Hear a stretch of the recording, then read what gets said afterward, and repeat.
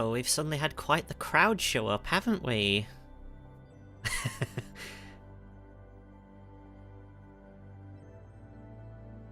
Hi everybody, hello. Welcome to this thing I've had to cobble together because I couldn't think of anything better to do for for the milestone. Hello. How are we all doing on this lovely Friday? Well, for me it's Friday night. I don't know what time it would be for a lot of you. But yes, hi.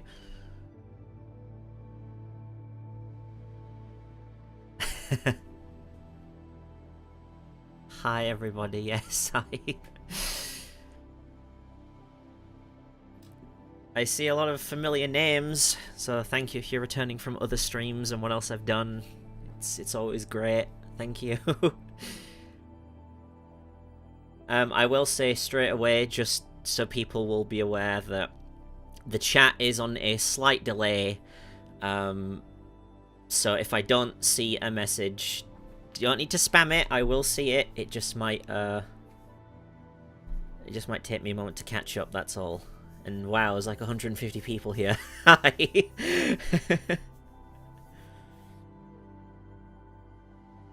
To answer your question, Ninja Bean is doing fine. I think she's hiding away at the moment. But I'll feed her when the stream is done, and she'll be very, very pleased with that, I think.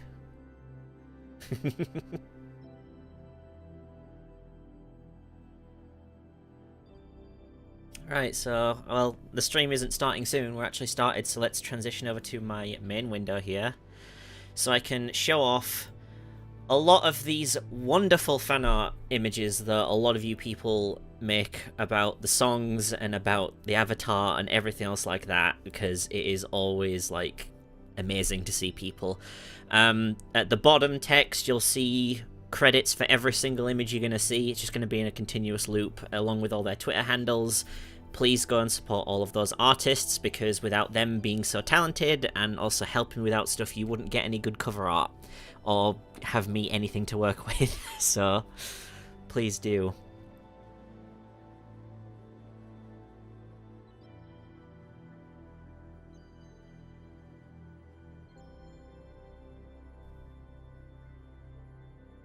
Bean, as I said earlier, Tree, she's doing fine. She's just kind of hiding away at the moment, so...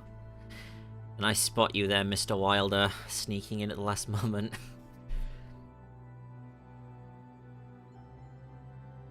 So yes, please check out all the original artists that are down below.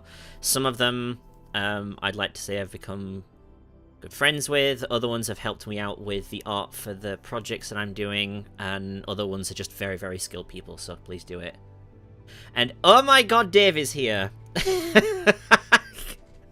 Hello! I was not expecting that. Hi! Nice to see you here. I have captured all of them. They live in some sort of cyber locker, you know, some robot metaphor, I don't know, whatever. Hi!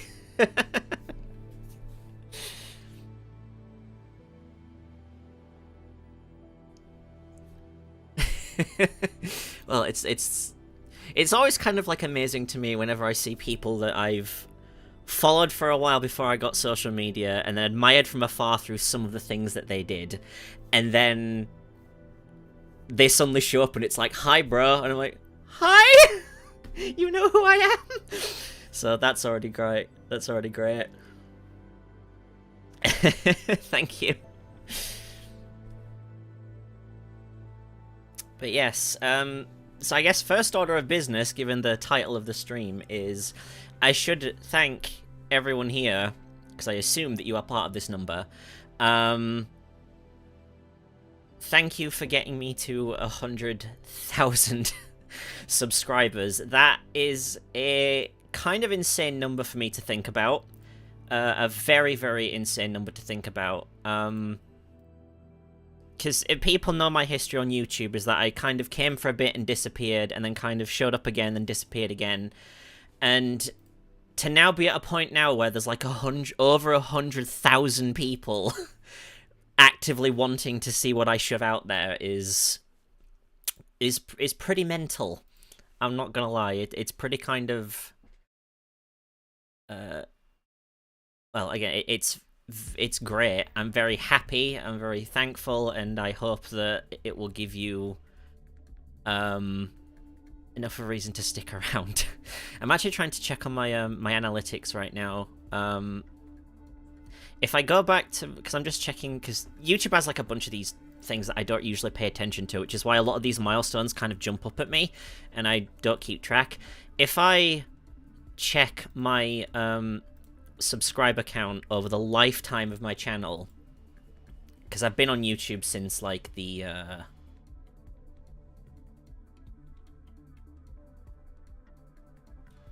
since like 2008,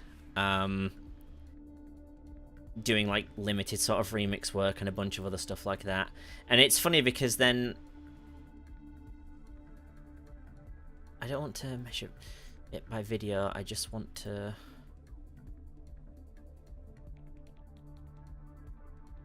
I'm just trying to see how many I started with, that's all. I've never thought to look this up before. So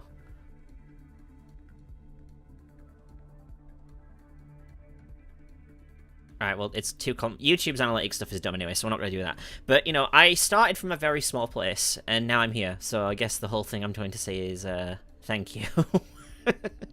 So, let me just announce the first order of business is to talk about what we're going to be doing during this stream. So, as I mentioned in the tweet and everything that's going to be here, we're just going to start off doing some basic questioning and answering, because people do like to ask a lot of questions, and I'm fine to answer them. It's always fun to catch up and say hi. And then in the latter half, we're going to open up a new music project, and we're going to start, as an example, remixing Use Me Up into something completely new, so you can see my process of how I make this sort of stuff, and we'll go from there. Now, I don't know if that remix will ever get finished, or if I'll release it, but you'll at least be able to see the beginnings of it going forward, to see what we'll do. So yes, if you have questions you want to ask, please ask away. I'll answer as many as I can. I'll try and answer as many as I can, because like I said, the chat's on a slight delay for me, so I might not see it immediately, or I might miss it while I'm answering another question, but please be patient. I'll get around to it as best I can in the future.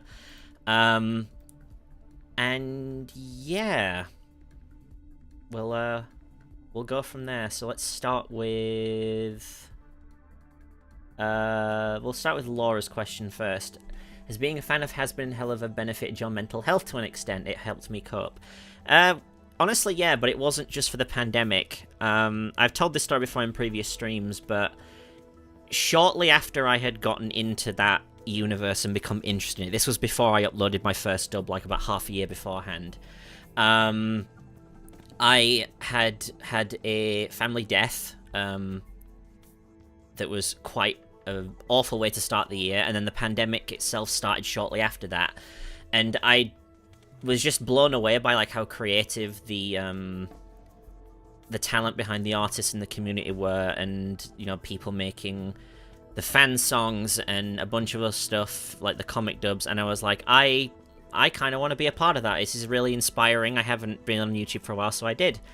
So I'd say yes, it benefited me a lot. It's helped me find an audience no matter what I've done, so I'm always going to be thankful for that. Sauce, how did you come up with the name Paranoid DJ? The name is actually derived from the days of Dance Dance Revolution. There's a series of boss songs on those machines that are called Paranoia, in the same way that the Paranoid is spelt in my name. And at the time I made that name, I really like those songs, so I'm going to kind of do that, and we'll go from there. Ninja, you mentioned doing original songs for other universes. What universes are you wanting to dabble into? That is a good question. I do want to do original songs, but not just Has-Been or Helliver related. That's not because I'm getting tired of it. Don't take it out of context. It's just that I feel that I've now got enough experience writing character music that I could apply it to more than just this universe. And I would like to do that. I'd like to do it for Sonic in particular. I think the new movie inspired a lot of people for that. I want to do it for some horror franchises when they get updates, or just anything that takes my fancy. There was one time where I really kind of want to try something maybe related to How to Train Your Dragon, but that's kind of like, it's a series that's kind of come and gone, so I don't know if there'd be a thing for that. But I do like the series a lot, so I'd love to do that. Voxter, I saw someone comment in one of your videos, this guy is carrying the Has-Been fan base. That is not true whatsoever. I'm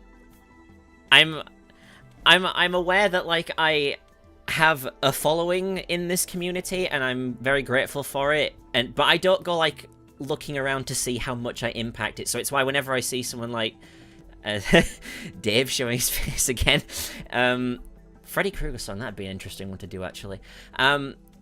But it's always surprised me when I see people kind of talk about me outside of my frame of reference, because I don't consider myself like a really big name. But maybe that's me being too humble. So no, I do not carry this fandom. Artists carry it, other musicians carry it, the world itself carries it. I am just a contributor, I think. Of course, Corey asking for a Ghostface song. Literally do it around the ending of the first one where it's just like, my mom's gonna kill me! Thank you, Optimus. It's always nice to have an international audience. From Fred Bearcon, when did you first get Bean, and how old is Bean? I got Bean 4 years ago. In March time, and I don't know her exact age for when I got her. She was very, very, very small. I think she was probably under a year old, so I roughly guess she's around 4 years old.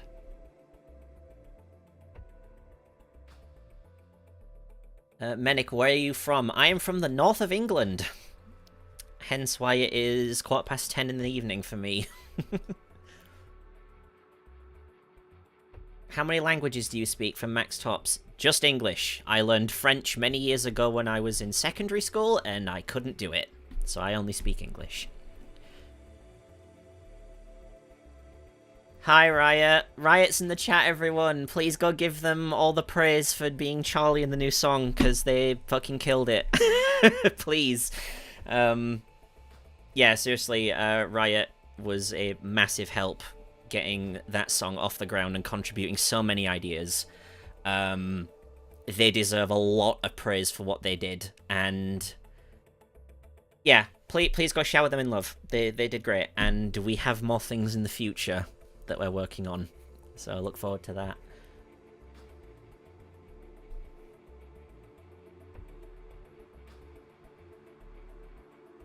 that.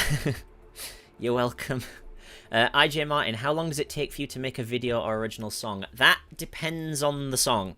For me, my process of writing original music needs to come from a case of that I need to create some sort of musical element first. This is usually something like a chord sequence or something that will sound good there, and then I build a melody around that, and then I think, right, well, I need to fit words to this melody that I've written first. I do the music first and then do the words afterwards, because then I find it easier to, if a line's not flowing properly, or if you want it to flow properly, I should say, then you have the music as reference in order to make it fit with like a certain number of syllables or anything else like that.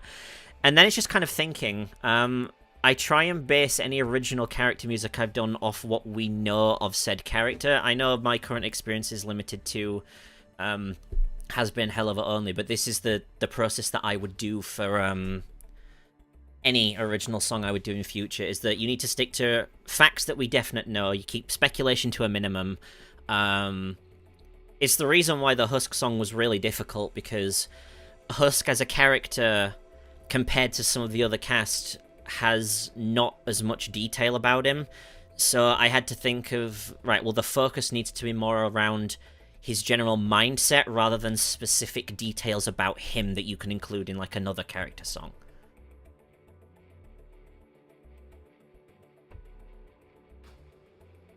From Laura, can I get a hell yeah? Hell yeah!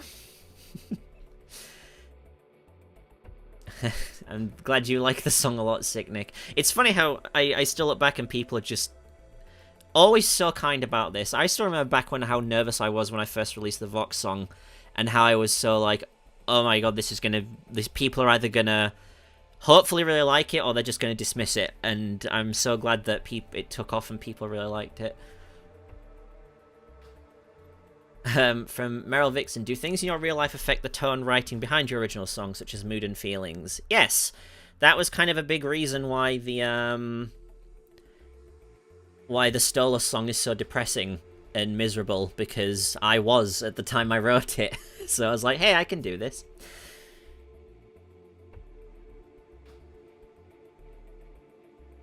I'm really glad you like that song, Dave. Seriously, getting recognition from, you know, like Dave here. I mean, I'm glad that it's just nice having that sort of recognition that, you know, that it's not just like my little corner and people really do like what I do. And especially for a song like that, which was definitely out of sort of my usual repertoire, because I'm obviously a much more electronic based musician. But I'm really glad that Dave and everyone else likes it. To answer that question on the same note from Jocelyn, the song release for We're Sure to Drown on my Bandcamp page, because I have direct control of this, that's going to be live to purchase immediately after the stream is over. So when this stream goes to a close, I'll remind everyone that you can go ahead and buy the song via Bandcamp straight away from there when the stream is done. As for other platforms, it's kind of not really up to me. I submit my music via a distribution service. They send it off to the stores I want it to be a part of, but then the stores themselves have to have an interior review process, which can take them a couple of days or up to a week, and I have no control over that. So essentially, once I've submitted it, it is out of my hands, and it'll just be up when it's up. But I will announce and let people know when we get there.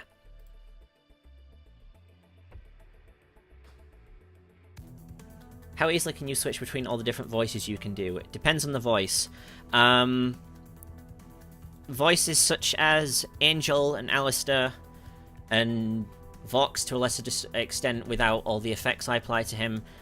Most of that is in my general speaking range and tone, so switching between them is fairly easy. I mean, Angel you can just do quite off the bat like that, and then ha ha ha ha! So, you know. It's doing voices like that in my general normal talking range I find pretty easy. But if you want to go to something a bit more Husker-like, I can't do that. Husk as a voice to me is something I can only do after I've woken up, because he's got such a lot of gravel to him, and my normal voice can't do that. I can only really voice him like shortly after I've woken up, when my voice is relaxed and I can get the growl in there just from being sleepy. So all of the things you hear in the Husk song, for example, all of that was recorded like maybe an hour after I was conscious, because it's the only way I can do his voice.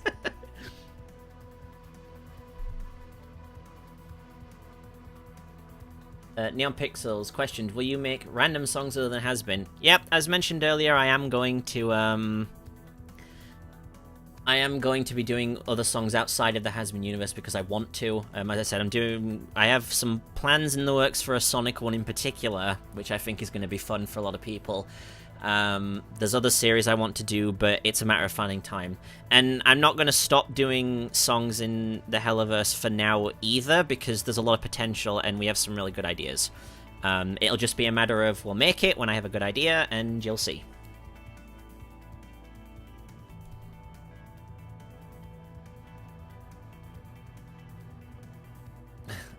Simon the Crimson Athlete, have you ever tried doing Asmodeus's voice? No, and I imagine that would be a similar case to Husk, because he's got a very low, smooth range to him. It's very hard for me to get that low naturally. It has to be at a certain time of day, and I have to work up to that. I can't just do it off the cuff. And again, I've never tried.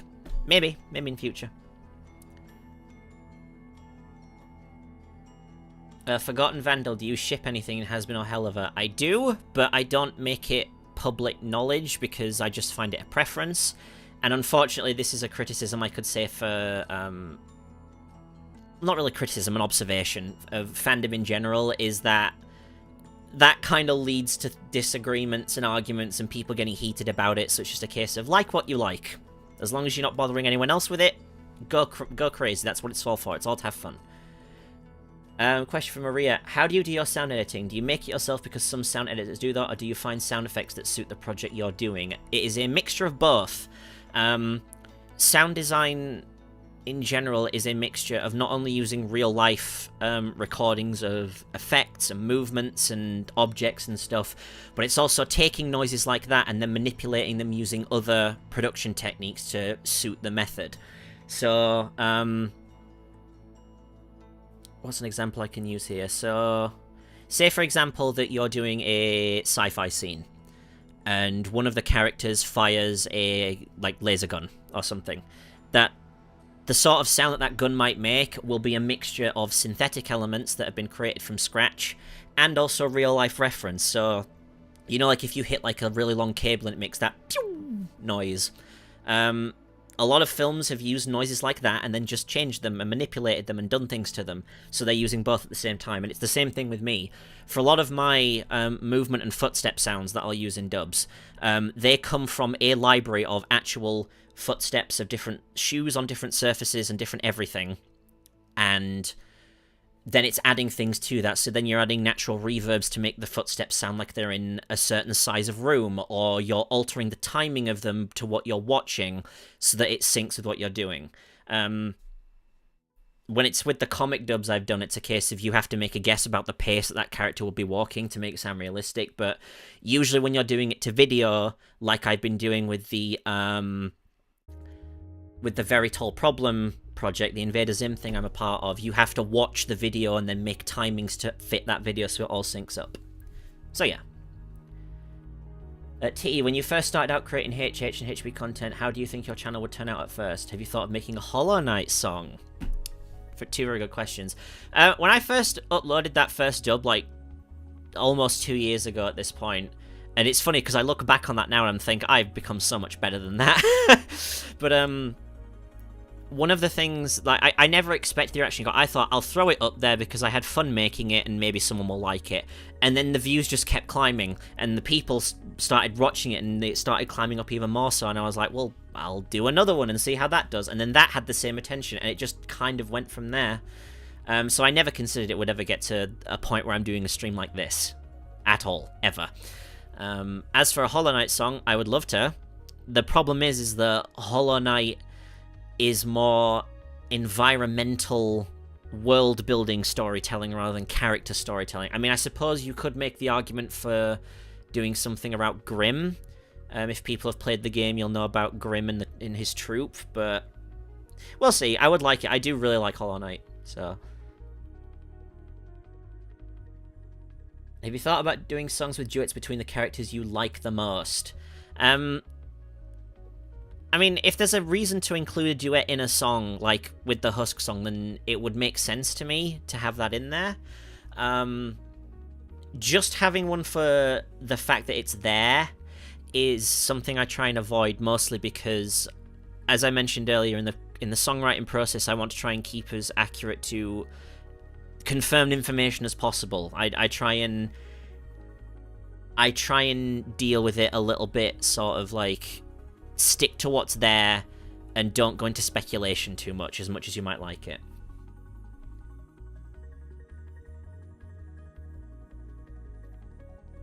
Neon Pixels, what platform do you use for your music? If you mean to create it, I use FL Studio 20 and a lot of external programs.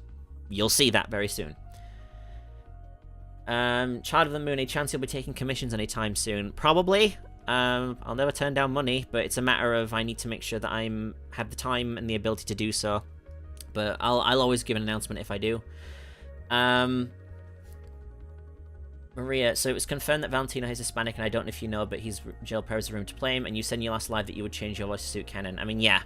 If I need to change something based on how new voice directions in anything goes, then I will do that, because I try and stay as accurate to it as possible. And it might mean that things have to change. It might mean that there might be a certain voice I can't do, and that'll just unfortunately have to be the end of it. Like, for example, I know for a fact that I cannot voice Moxie, and I cannot voice Blitz, which is why for the last dub, the hell of a thing I did that involved those two characters, I had to get other more talented people to do that one. A Madness Returns song, that's a really good idea. Actually, that's a really good idea. I do like that.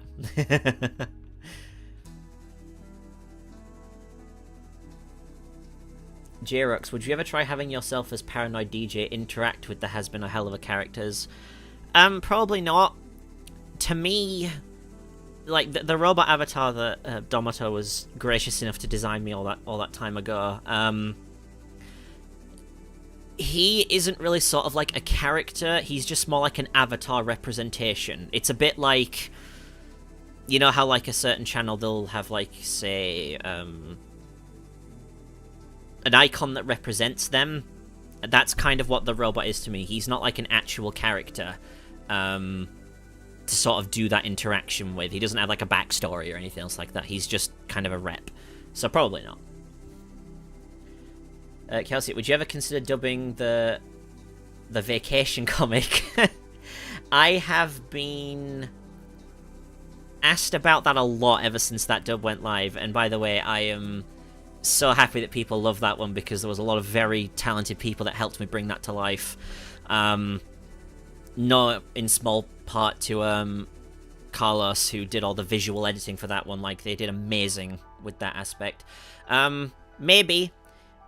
It's a matter of, again, it's a matter of balancing, like, what is feasible in a certain amount of time, and I'll have to bring in other people for a large project like that, because I can't do, you know, I can't do female voices, so. Have you ever thought about doing a Little Nightmares or Resident Evil song? Also good ideas. I've started playing Little Nightmares recently. I haven't finished it yet, so probably not that one, but Resident Evil might be interesting. But there's a lot to choose from in that universe, so. And MO3, which DBD survivor and killer do you despise the most? Lately, I despise Legion, because everyone plays him, and it's really annoying because I don't like how he plays. As for survivor, usually anyone playing Meg, because people who play Meg don't tend to be very smart when they're playing the game. A.B. Wyatt, do you get noise complaints? Your emotion was very intense in the last comic dub. Yes, I had to record that particular scream like 4 times to get it right, and also because by the time I did the 4th one, my voice was starting to give out. I don't really get noise complaints. Like, I try and like muffle my my sound area to make sure that like it's contained and it's as soundproof as it possibly is, but I've never had complaints. And even if I did, it'd be a case of literally doing sort of sound work and being like, this is my kind of job, so I can't really, you know, help that. Saucer Sauce, do you watch South Park? I did a long time ago. I haven't seen anything recently.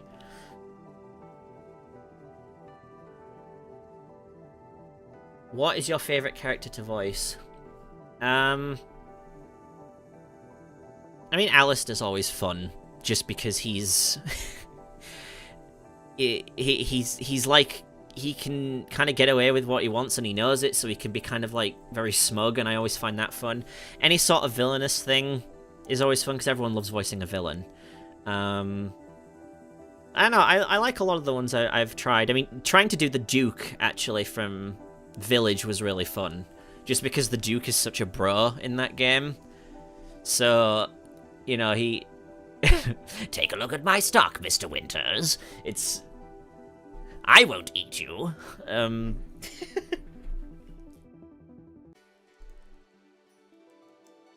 Do you play Super Smash Bros? I did when it was on the Wii U, and it was only shortly because they put Bayonetta on there.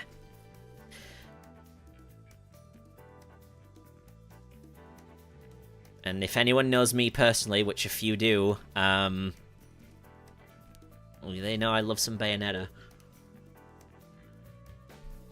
Shut up, you are literally British angel dust. It's funny, people have said that when I laugh, they can kind of hear it, but I'm like, no. No. You should do a voice impression of Sun and Moon. I've been asked to do that a little bit. I have been asked to do that before. If you actually go over to the Shavs Media Productions channel, I actually did the sound engineering for both of their recent Ask Sun and Moon videos, so I know the process to get behind, and I wasn't voicing it, I was just doing the sound stuff. So I haven't a grasp of how you would do it, but then to perform them, it's just a case of, with Sun, you act very manic and kind of over-the-top crazy, and then with Moon, you just kind of... Naughty boy, it's past your bedtime. You must be punished. Nighty-night.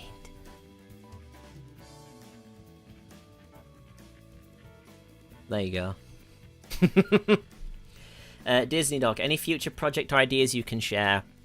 Well, I kind of hint a little bit that I am doing something with Riot again, but I'm not gonna say what it is yet, but it's gonna be good. It's gonna be good. Hi, welcome to the stream. What's your favourite song that you've created so far? God, that's a really hard question. To me, because for the longest time... Oh, Cookies is here! Why am I British? Because I was born here. I can't help it, okay? Thank you for showing up.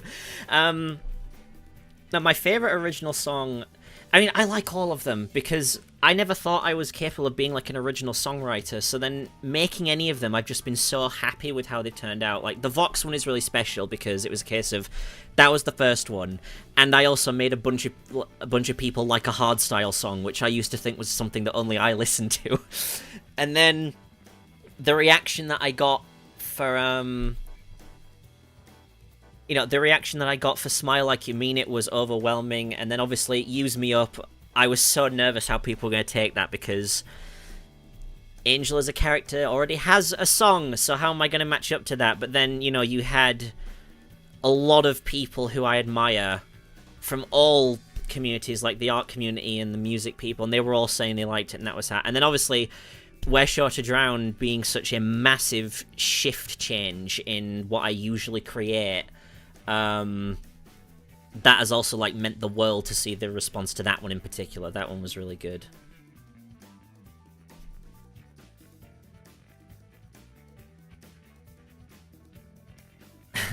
Hi, I'm dead inside. I'm so sorry. What's your least favourite thing about making songs and comic dubs? Really, it's not that I have, like, a least favourite thing. It's just that it's the fine-tuning. Like... Especially for comic dubs or, like, sound design in general, when you have to do to, like, the little details. So, for example, doing the story work for the Husk song, I had to not only add in movements of both the characters entering a room, sitting down, shifting around, but then I also had to think of, right, the sound of Husk moving his bottle. I had to think of the different footsteps, because Husk walks barefoot and Charlie doesn't, blah, blah, blah. It's thinking of the different details, and when you realise there's a lot to add, it's a case of, shit, that's a lot of work to do. But I won't say that's my least favourite, it's just something that takes the most time, I think.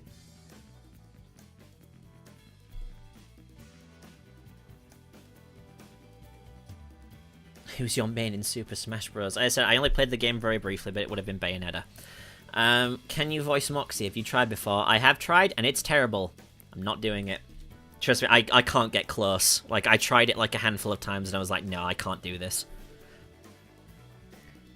Maria, Viv said the voice she wants to voice Fox Mark Hamill.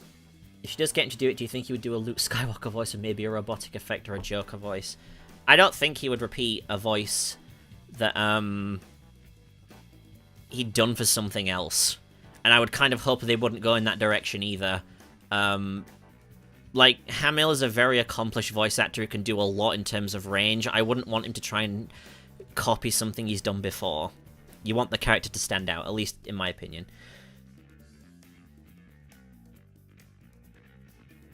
Yeah, I was worried. I was very worried. It was a big deal.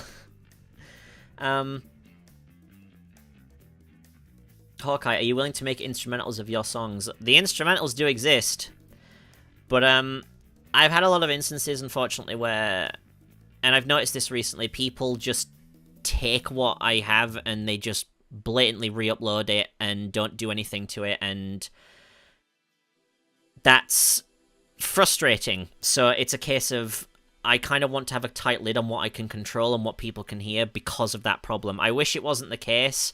I recently came across something recently where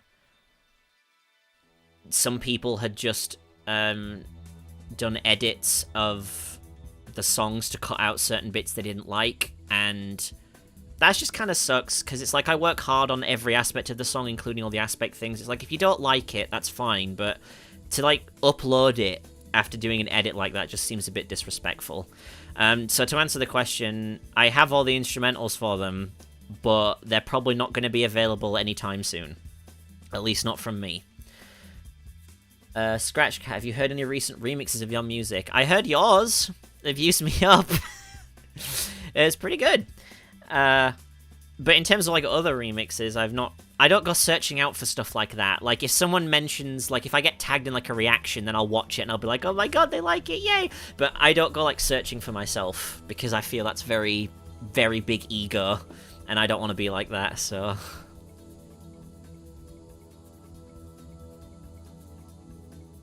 What are some projects that you're most excited about? I'm happy with some of the things I've got coming up in the pipeline as paid work. I mean, the Sly project that I got cast in, I mean, it's public knowledge, everyone knows that now, but I'm really happy to do that because Sly is a big thing that I really like and have liked for many, many years. There's obviously new songs coming out that I'm working on actively, both in has-been and otherwise. Which ties into Chaos question. Are you planning on making any more songs with Lucifer? I'd like to. Again, the problem is that we don't know much about him. And Change the Order worked just because it was a case of it's a really simple thing of this is a song that relates to fallen orders and angels and stuff, so it fits him in terms of concept, but I don't know. And again, that was a cover, so it wasn't really me. Thoric Ironbride, do you ever get any help writing the text for your music? Unless I'm working with someone, then it all comes from me. With the Husk song recently, Riot helped with writing the script for the actual story segments, and then also the specific things to do with Charlie's sections. Most of the song had been finished by the time we were speaking about it. But unless I'm actively working with someone and they're credited, then no, it all comes from me. How long have you been doing music? Did you always consider doing your own music? I've been doing music since I was like 15, so, you know, well over a decade now, more. Probably close to, yeah, almost close to 15 years, almost. I just never thought it would get this sort of traction, which leads into a comment that Scratch Cat said, what was your reaction when Viv commented on Use Me Up? Surprise. It was a nice thing to be recognized in that respect, because I wasn't aware that anything would get that sort of traction. So it was a pleasant surprise, and I was very glad it was there. It made me feel like I'd done a good job. Would you ever do a collaboration with Silverhound or Gabriel Brown if given the chance? If anyone wants to work with me in anything, then I'm more than willing to do that. Both of them are very talented musicians in their own right. You know, I would love to do stuff like that.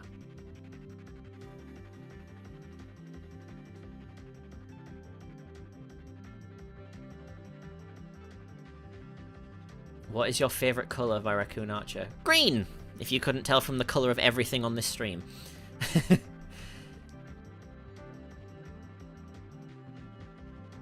Yeah, I think you're right there, Ninja. Like, there's things you could do because we know a little bit about him, but it would be a similar case of, like, with the Husk track, is that you need to make sure it's focusing on less specific details and more the general idea of the character. So it's more challenging, but I think it could be done.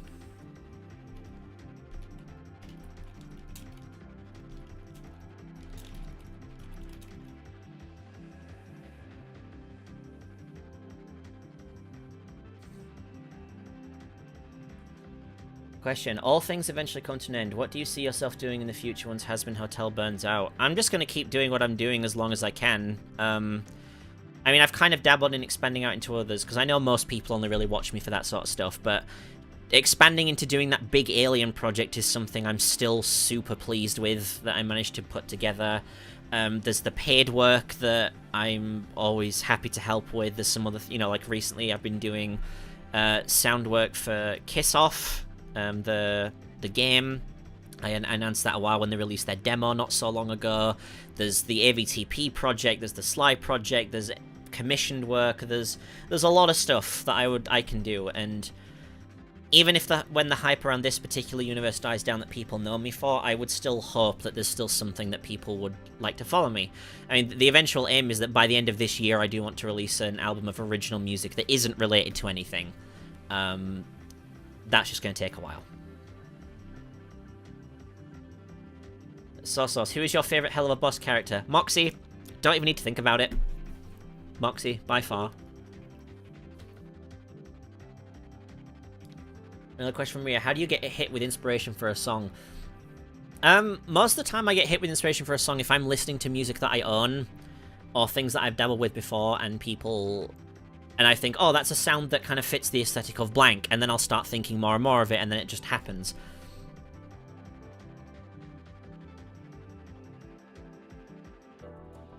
Is your character an OC? He's just an avatar. He's not an actual character. He's just an online representation of me. And he's very good, though, and I love all the art people draw of him.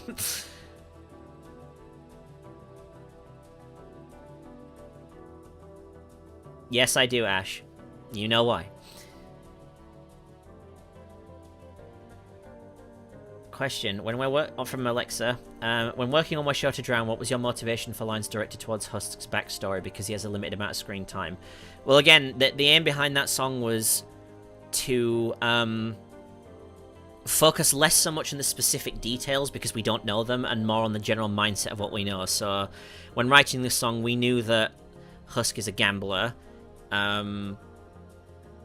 We know he's at Al's beck and call, and we also know that he's emotionally vacant. So you focus the song around that entire thing, where the aim is that he's trying to warn Charlie, or the intent was behind this, was that he was more trying to warn Charlie that it's not a case of that I just need to behave better to be redeemed, which is why the song is We're Sure to Drown, because it's kind of like a warning that I'm not the only one that thinks this way, and I hope it's an angle that the show does in time. Were you ever afraid or really nervous when you published your first video? When I uploaded that first comic dub, I just did it without any expectations because I hadn't become popular in any regard whatsoever. Afterwards, then I got nervous because it was a case of, right, now I've set myself an expectation. Now I need to actually do this stuff.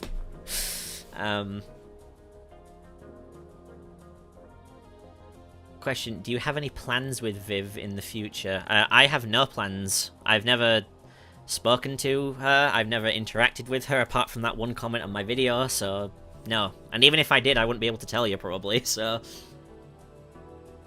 Do you watch reactions for your music and dubs? If one comes across, like occasionally like on the front page of YouTube, I'll get recommended one, and I'll click it because it's like, I hope they like it, and that. But I don't search out for that.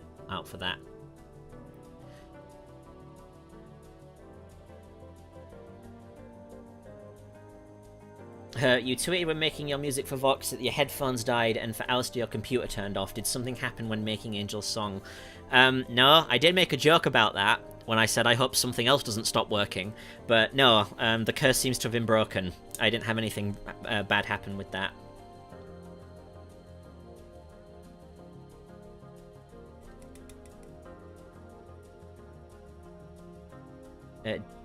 Do you take breaks for your voice every now and then? You have to, especially if you're doing long things. Like, the reason I'm not doing very heavy voice things right now is because very, very shortly I'm going to be switching over to my production stuff, and I'm going to be talking and probably being very technical and being a bit babbly about what I'm doing. So, I'm trying to save myself, because people who know me personally know that I can waffle. I can talk for a very long time if I get going on something, so... Are you planning on doing another voice request video anytime soon? You know, I've been meaning to do another one just for fun, because the first one was, like, quite fun, and... yeah, maybe. Did I watch the second Sonic movie? Yes! That's why I was kind of inspired to, like, maybe do a Sonic song. Because it was a great film. I liked it.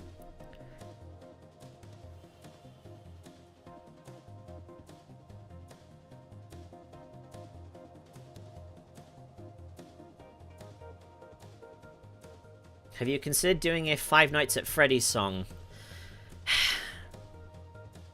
I mean, people have kind of already beaten me to that on every single possible game. I don't know what else I could add to that. The benefit I've had with doing the character songs I've done so far is that, you know, because of so much is so much up in the air, you can kind of have a bit more fun with it. But with FNAF, you've got really great musicians and talented big people kind of going out and doing it. I don't know what else I could add to that. Hi, Dom! Hi, look, it's your baby on screen. Or at least half of his head. Would you ever do a Dead by Daylight song? If there was more story in that game, I would, because I really do like Dead by Daylight. But again, the focus in Dead by Daylight is not a story. You can't really make music to it unless you're speaking in general terms.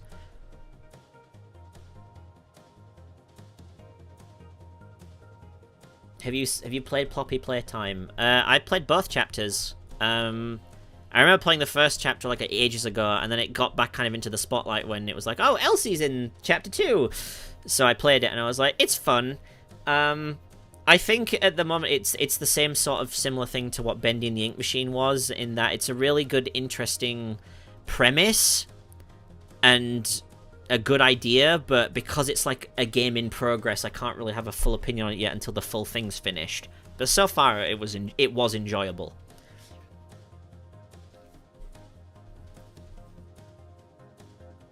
What's been your most difficult song to make so far by Mangos? Definitely Husk, and that's purely just because of the voice. Writing the songs isn't usually difficult, it's creating them that ends up being the challenge. I know for a fact that Use Me Up in particular took a long time because there's a lot of elements in that song that require a lot of balancing and engineering to make it all come through clearly. And even then, there's still some bits where I listen back to it, I'm like, I could have done that better. But in terms of technical ability or things to actually do, it was probably a Husk, just because of the voice. Will you ever do a face reveal? Maybe in some far-off land in the future. But not in the immediate future. I'm actually curious, how do you pull off the effects for Vox and Al? Doing that stuff is a mixture of different things. For Vox, there are at least... let me think. 4 different things I'm doing to his voice, because otherwise it's just me speaking an American accent. Like, with all the effects taken away, my interpretation of Vox is it's just me speaking with an American accent. With the effects added, that includes at least 4 of them working together, one of them which is being automated in real time to create that sort of ring effect in the background, and then there's also manually making those skips in his voice whenever he says certain words. For Alistair, it's a mixture of the same sort of thing. You not only have to have the radio filter on his voice, but you also need to add some distortion to make it sound like the speaker's blown out. You need to automate when that is clear and when his voice is coming through almost normally, depending on what he's saying. And then the rest of the radio effects around his voice are... I literally have entire sound libraries of people who have taken old analog equipment and purposely messed with it to make all that radio screeching. So yeah.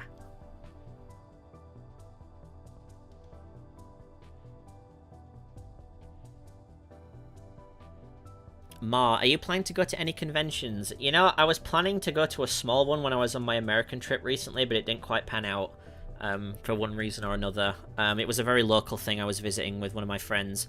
If I could visit one, I'd love to. I've never actually been to one before. And obviously, as a guest, I'm not going to be the big head and say I'll have a panel or something like that, but I'd like to go to one because they always seem fun. And I have, like, the Wrench cosplay I've showed off on Halloween last year and stuff that I think would be fun.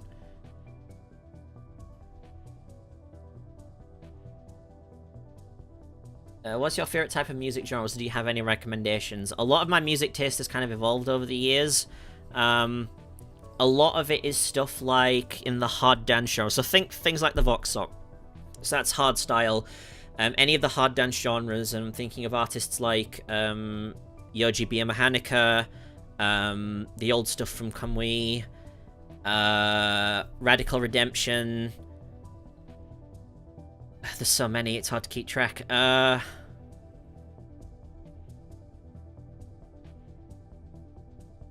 There's a lot. I should make a list of this. But I listen to a lot of music over the years. And it's difficult to think of it in my head because there's too many artists. I've been making and enjoying electronic music in general since like 2005. So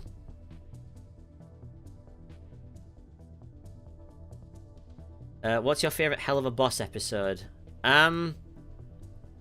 Episode 5, and I think that's something that most people would agree with. I think that's probably the best one they've done.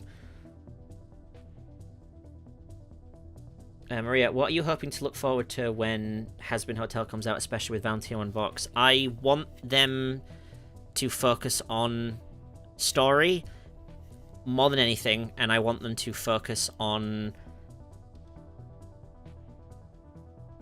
I mean, in terms of turns, to stick it to something more like Valentino and Vox, I want them to do something that they hinted at with the Instagram accounts, where they implied that Vox is also being mistreated.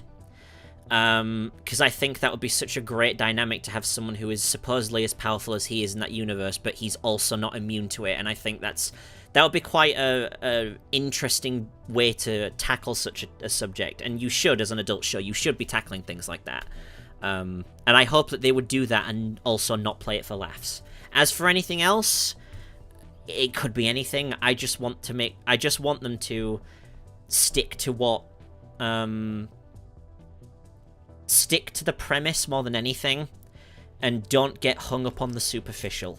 And by that, I mean, have an actual, like, an intriguing story, like an overarching thing that will go on and make that majority of what you spend your time on.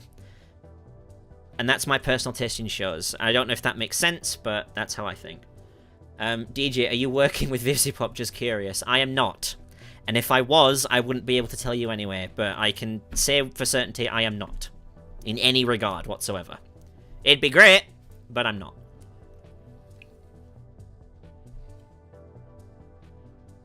Did I know they got redesigned? Yes, I've seen them all. Will you do a Fat Nugget song? That'd be great. A little Fat Nugget song. It's just nothing but, like, oinked to rave music.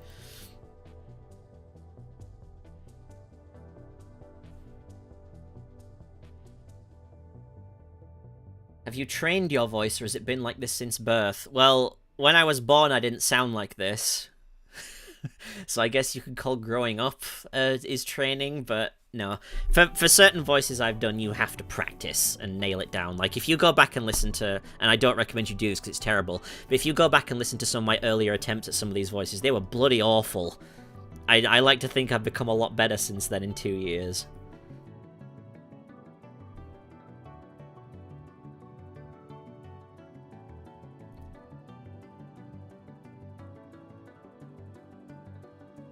I'm glad you like them, JB Lord. Thank you.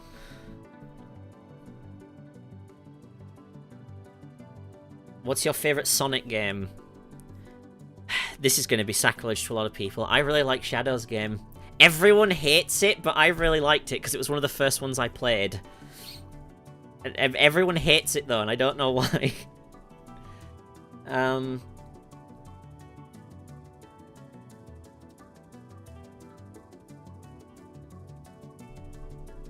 So DJ, what do you hope to see from Andrealphus in Hell of a Boss Season 2? He's probably just gonna be the sass to counteract Stilus and throw a wrench in the works, but, you know, I can't say. We know nothing about him. I have no idea. Yes, it is, Meg. It's almost there. And literally half the reason why is because you did a great job drawing that comic. So, yes. Oh god, I'm so glad that I'm not the only one who likes Shadow's game, man. Like, people, like... I get that it was, like, a massive shift change, but come on, it wasn't, like... It wasn't awful.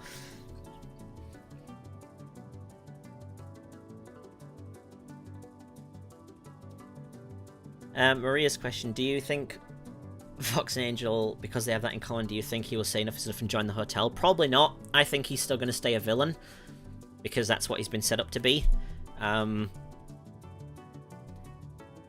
So I don't think he'd do that. Have I heard of Farfetch'd? Yes, and I'm very much looking forward to seeing what they do with that. It's got such a...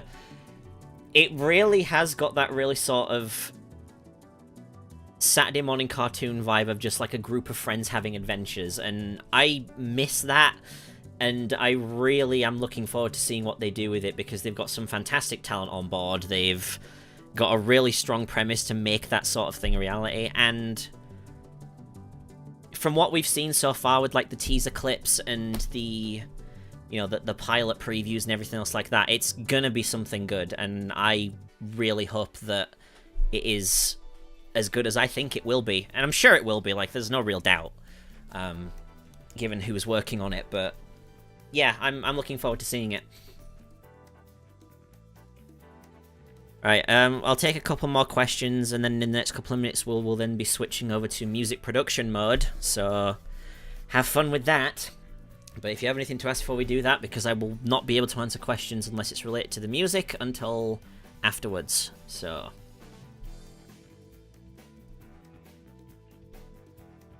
What are your thoughts on the song for Baxter or Serpentius?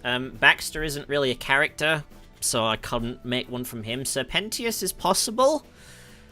Yeah, Pentius maybe. Maybe. What's my favorite type of cheese?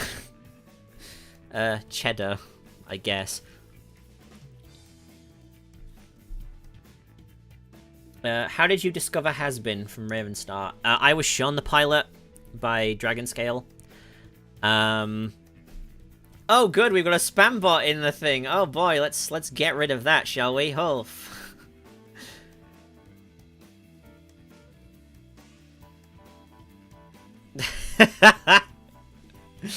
Isn't that interesting? Yeah.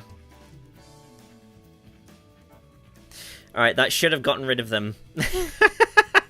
That's interesting. I never thought one of those would show up. Okay. Do I use voice changes? Nope. I add effects to a voice, such as with Vox, but otherwise it's just me. Did your actual question this time? Thank you, Meg. Characters' backstories. Excited to learn them. I think it's good for fleshing them out. I don't want it to be a focus, though. The thing that interests me more with these characters is what they're doing now, and what they're going to do now. What they did to get to that point doesn't interest me as much, I don't think. It's good to have context and detail for a lot of this stuff, but I don't think it's as interesting as what it will do.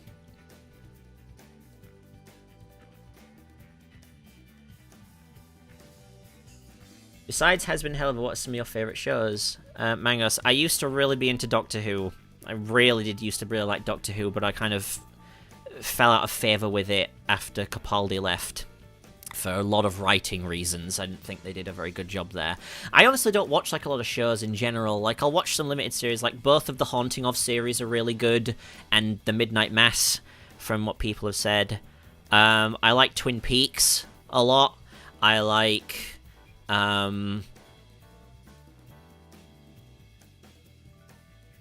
don't know. Again, I don't watch a lot of like actual series or shows anymore, so there's only like a handful.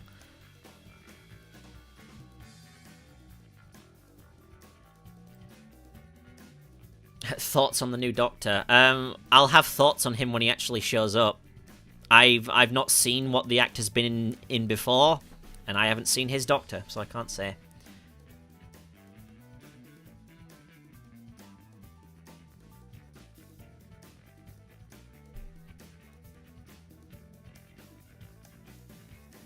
There are some videos on your Twitter that aren't uploaded to YouTube. Is there a reason? Mostly just because they're too short to make out of a full video, and they're just done quickly. Most of the uploads I want to do are things that are like a lot of work, or like they're quite of a substantial length, if I can help it now. So, have you thought of making a Bendy and the Ink Machine song when the new game comes out? That is one of the ideas I've had, but I would like the new game to come out first. The original game was great, but I wanted them to do more with it. Right, well, I've been chatting for about an hour now with this sort of stuff, so I'm now going to switch over to our music production side of things. So this way you're going to see me do a fair bit of technical talk. You're going to see me the process of how I create a song in general. I'm splitting this across 2 screens so I can still see chat, but there still will be some sort of delay, right?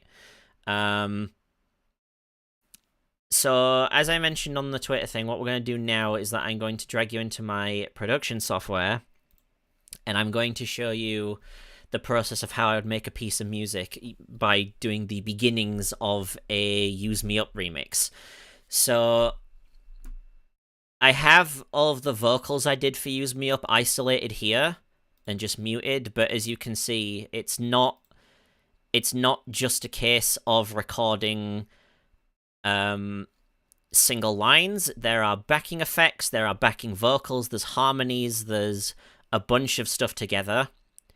So there is a lot here, and I've isolated it onto separate things because then when I want to use them for remix purposes, it'll be easier to utilize them as necessary. Now I'm going to well, to answer Maria's question, this is the program I use to do all of my stuff, FL Studio. All of my sample libraries are in here, all of my effects work are in here, everything I do is in here. Let me just shift these channels along a little bit so I've got space to work. Yeah, you learn to use keyboard shortcuts as you go along for this. So,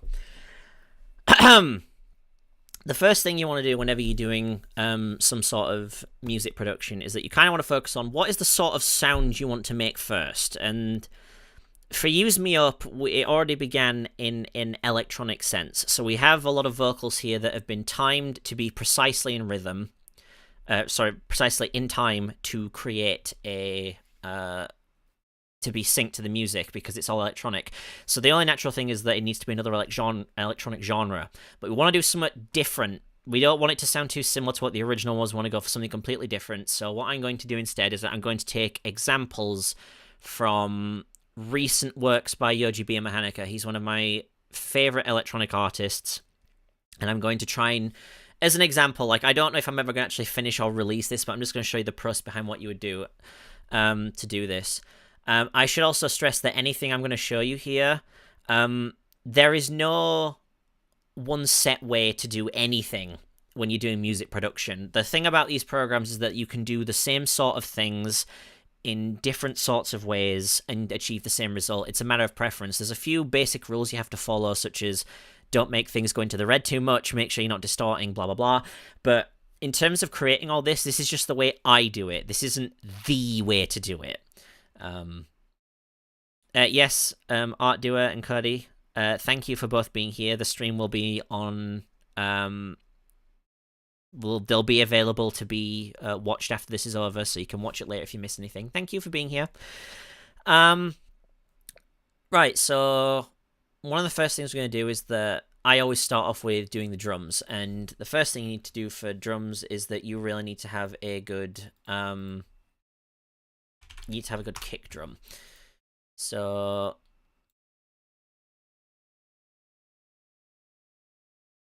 just going to loop this section here, and we're going to have our kicks there. As you're going along, make sure you label everything, because it makes it much easier to keep track of. So the first thing I'm going to do, I'm going to open up my audio editor, and I'm going to access my sample library. This is like a collection of all these different sample libraries that I have. Like, this is just as an example when it loads, because there's a lot to load here. Come on. You can do it.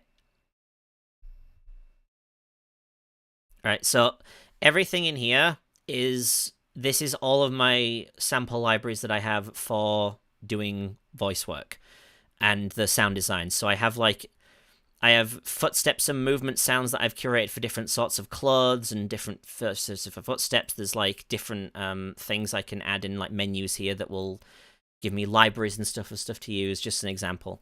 My sample libraries A and B, they are things that are designed for music purposes.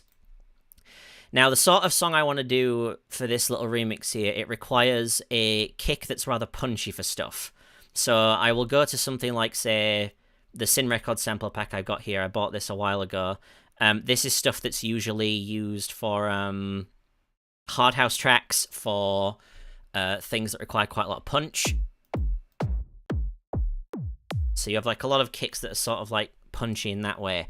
I kind of like the sound of this one. So we're going to add that in here. And we're going to add it to our sampler. When you add a sample in here onto one of those things, you have to route it to a certain track. So on this one, I'm routing it to Mixer Channel 1 and labeling it as such. This means that if I need to add effects to this on later, I add them using this menu on the right-hand side. So if I need to make it sound like it has reverb, or if I need to make it sound like it has something else like that, then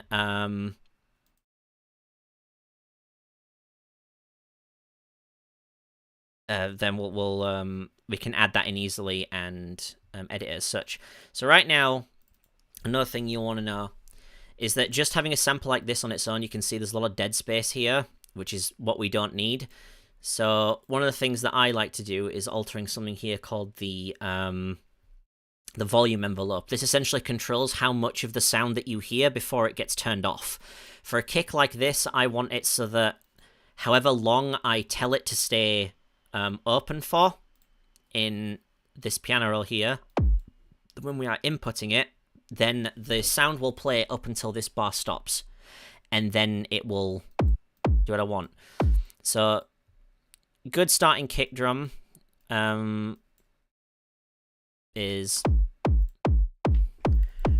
which is a good starting point. It's a little bit quiet, so we're going to boost it up a bit. Alright, so I think that's a good place to begin this. This I'm adding in right now is what's called a limiter. It's essentially to stop a particular song being too loud in the overall mix. So with electronic drums, because unlike real drums, they are a consistent volume, then this is only just to make sure that I'm not making this too loud so that it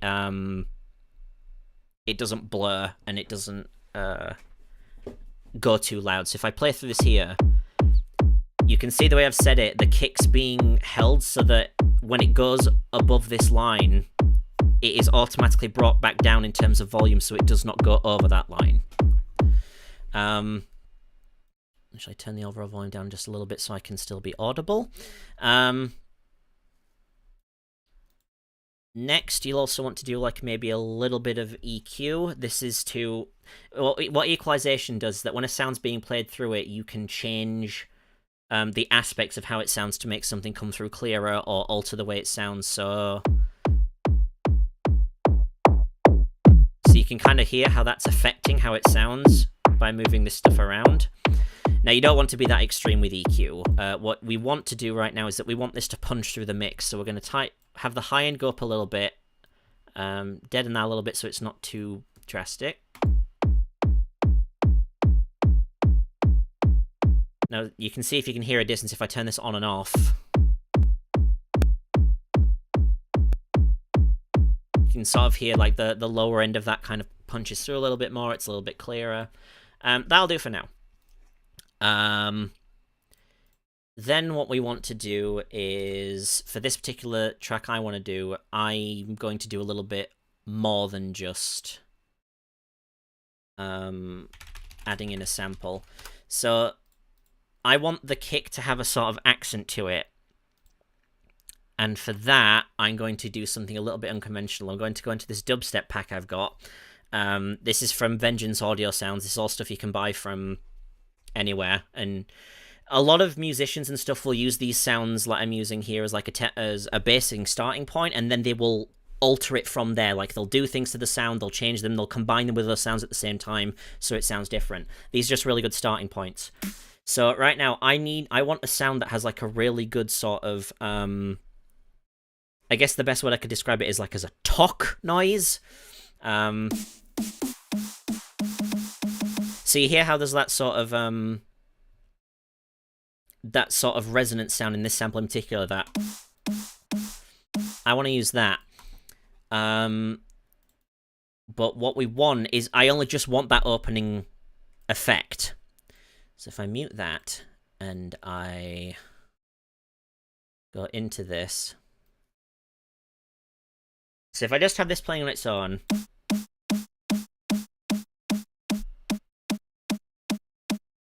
So I only want that aspect of the sound. And then while we've got the accent here, I'm going to... Right, that's good. I know I'm kind of rushing through this a little bit. I've never really had to explain a lot because there's a lot of technical stuff that I could kind of delve into. So this one, I'm going to add a reverb effect to this. This is going to be something that will make... This will immediately give this sound a sense of rhythm. What I'm doing with this reverb effect is that I'm making it so that the reverb doesn't come in immediately with the sound. So if you play something like this normally, you hear how the reverb is affecting the whole sound immediately. What I want to do is that I want it so that the reverb comes in after the sound plays. So you end up getting like...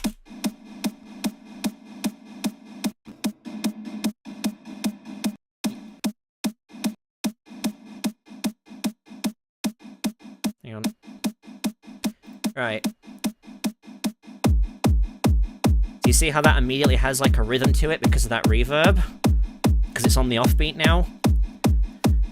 Now we don't want that to be too loud, so we're going to turn that down a little bit in the overall mix. Right, that's good, that's good, that's good. I'm just going to move these around in my mixer channels a little bit. Next, what we want to do this, I want to have some sort of claps. I need some sort of percussion in this. So we're going to go to a new pattern. We're going to name it claps, and we're going to put that down there. And now this will be a combination of different sounds for this. I really like using recently some of the one-shots in the threat collection that I have. There's all sorts of different things in here. I'm going to use at least 3 different ones for that, and we're just going to... So that's good for backing.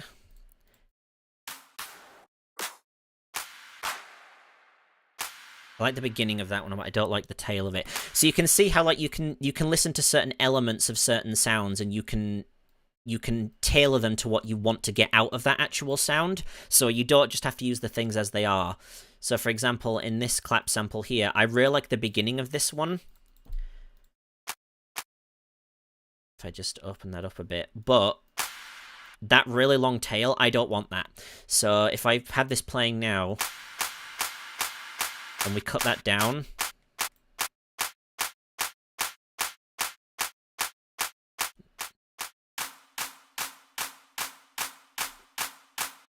that's good. And then we'll go for the second one. That's a good one. That kind of adds a bit more punch to it. So then we have our claps here. Now, I want them to be a little bit on the high end. I don't want much bass in it because that's where the kick's going to come in.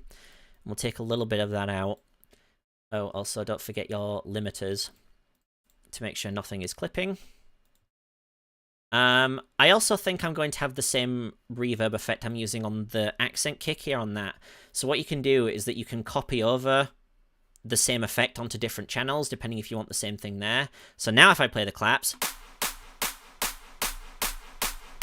you see how it's coming in on the offbeat? So now if we play all that together so far,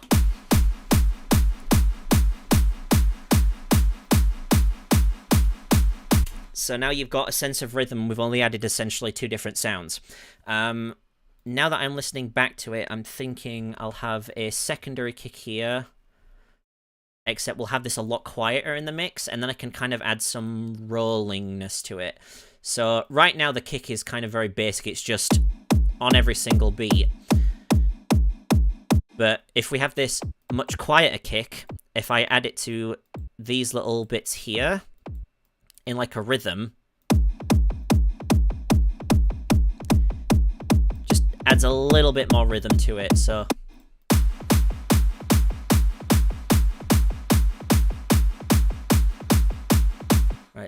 I think that sounds pretty good so far. We're just going to save our project. Always make sure you save continuously, or you're going to have a lot of problems. The number of times I have lost projects because of not saving when I should is bad. Right, so we have our basics there. What I want to do now is get some extra percussion in there, usually a hi-hat. Now, these sounds are usually played on the offbeat. So we're just going to add some more in here. Route them to channel 4. I think I know a good point, so I'm going to actually have a good time to stop this as an example, but so I know what I'm going to get to. I'll try not to waste too much time here. I'm going to go to my Vengeance libraries again, and we're going to...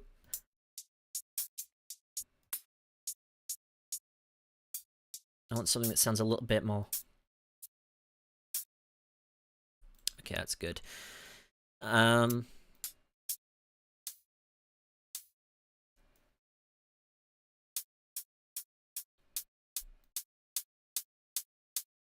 hang on.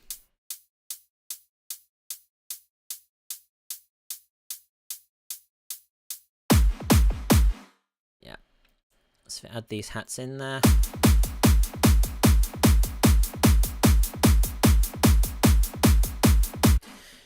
So, right, we're getting somewhere. All right, for hats on this particular one again, we want a limiter. We want a little bit of that in the high end, but not so much that because it's all percussive. And then for reverb, I want it to sound like it's in a particular spot. So we'll use the venue thing, but we want to turn it right down.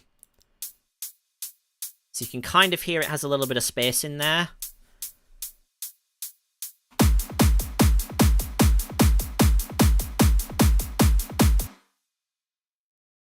And then we want a secondary thing, and this is where we add in extra percussion to add a little bit more rhythm. If I don't press play again, like I don't really want to do that. Now we'll go to some percussion libraries.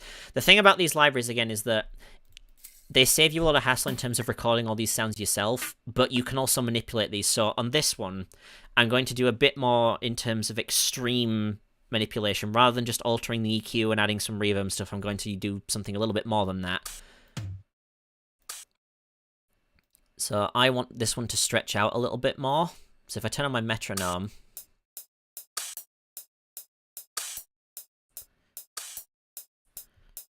right, I want that.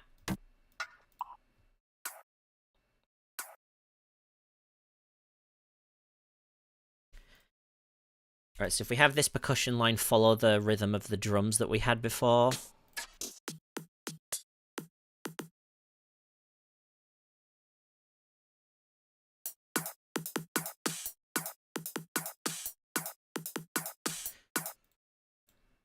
And if we combine that in there, and we call that one Hats 2, then if you play all that together...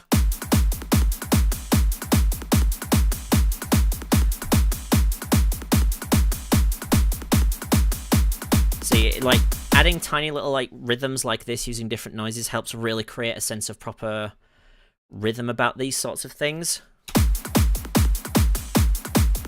But we also want to do a bit more extreme manipulation on this one. So on Hats 2, if we play that continuously, and if I open up my Effector plugin... Now, Effector is a very, very powerful thing that I've used multiple times. I use multiple instances of this when I'm doing Vox's voice for the distortion, for the hang-ups and everything. For this one, we want to do... Alright, that's the stutter one. I want lo-fi.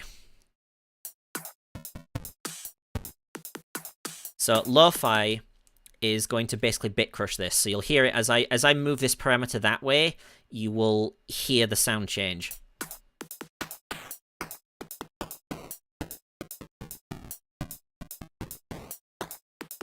Now, we don't want it to be too extremely done, because if you have it at like full whack, you can barely hear it. So we want it to be like... So I think that's a good middle ground. For a percussive sound like that, I think we'll add some delay. Now, this is the effect, is essentially what an echo is. We'll have it set to the ping pong, which is essentially, this will mean that if you play a sound through it, you hear how it goes left and right in your ears, which is what we want. But we'll lower the speed at which it does that. So it's like... And then we'll lower the amount you hear it.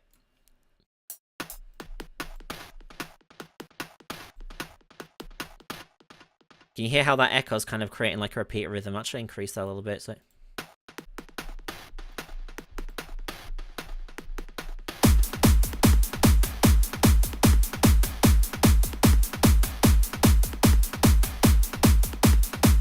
So yeah, we're getting places. Again, this is only just making the opening drums for a thing. I'm not even going to get to vocal manipulation just yet, but we'll get some melodic elements in there eventually at some point. This is just percussion. Next, I think to finish off the drums, I'm not going to go like really in depth.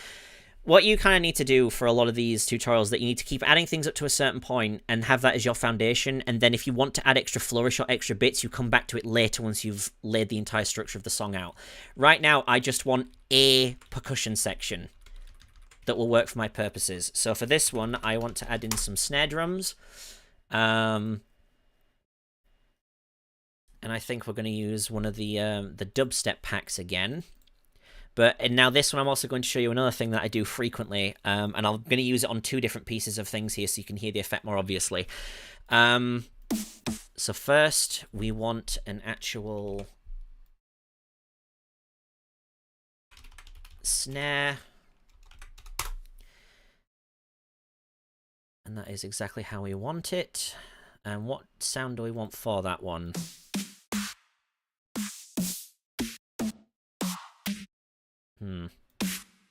I might need to use a combination of sounds here. Usually just using one on its own is not enough. You need to use like a bunch. I like the tail of that one.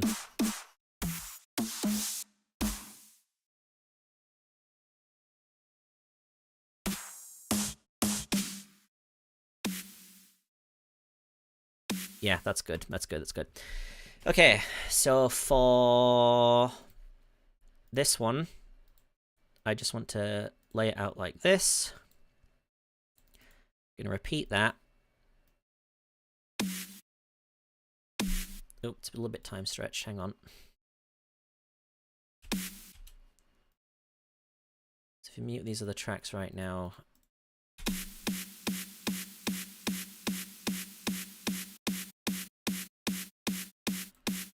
Yeah, so we cut out that tail so it comes through a little bit easier. Now, what I'm going to do here is that I want the aspects of this snare to be fairly prominent through. So if we just leave that playing, I want that middle end to be emphasized. Yeah, that sounds good.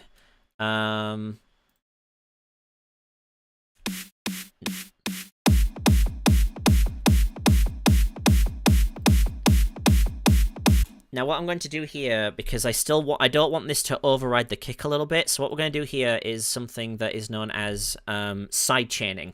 What side chaining does, it essentially allows you to take something that's playing through one channel and then send it to another to affect something else. So in this instance, I want the kick to trigger something whenever it plays on the snares. So we're going to sidechain to this.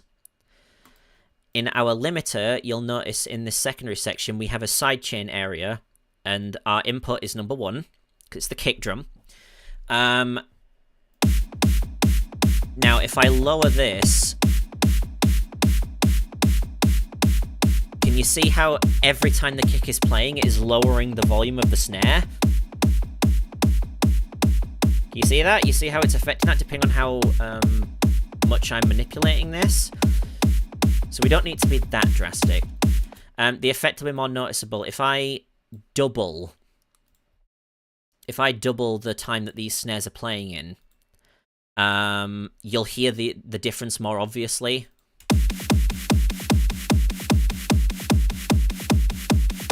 So you can hear how every single time the kick is playing, it is it's lowering the volume of the snare drum. Now,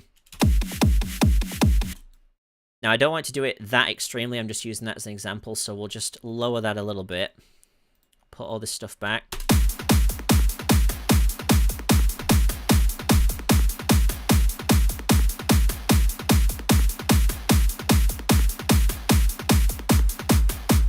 Right, good. Now, I'm going to use that same technique on a ride cymbal. You'll have heard this exact same effect we used in the Vox song, actually. It'll just be more obvious in this one. So for that one, I'm going to go back to some old classic 909 rides back in the original Vengeance packs. So, you know, that sort of, it's what you'd hear on, like, it's what you would hear on, a standard, drum kit. So that's quite good. So if we add that in, fairly just a ride sound like that. But if we sidechain that and do it quite extremely, if we just have the kick playing as well, just these two elements together.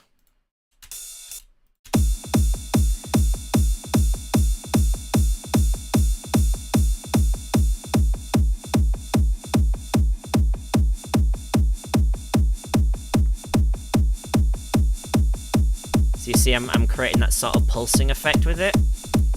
Add all that in.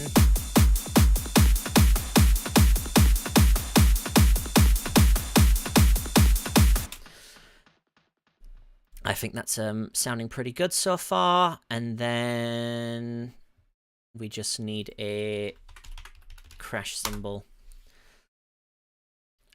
which I think we're going to take from the kick, from the Sin pack.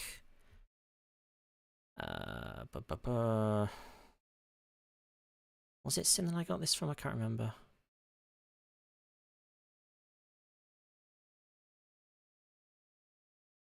I can't remember. I'll go somewhere else. We just need a crash. I think there was one I was looking at earlier that worked. Yeah, that one. I'm gonna put that onto a separate channel as well. We'll call that one crash. Just have it play.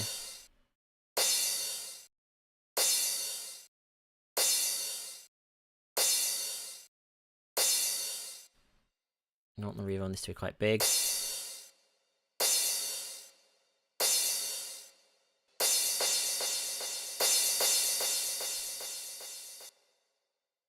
I think we'll edit that, turn it down. Okay, so if we put all this into a bit of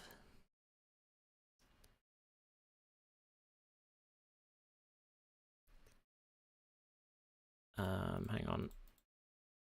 I'm not doing a very good job of explaining all of this, I'm fully aware, but this is just kind of like the general way that I do my process with all of this stuff.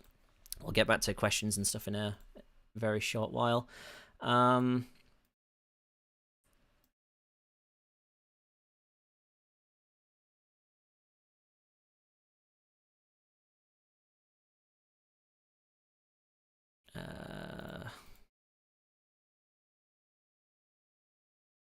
So again, if you have these individual elements, you can also cut them out, and then you can kind of alter the timing of them.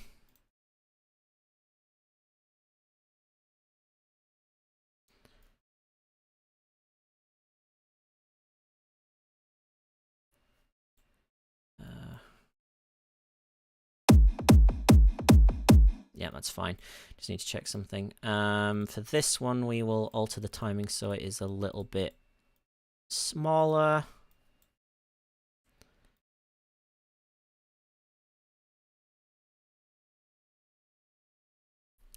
So now if we listen to our loop here.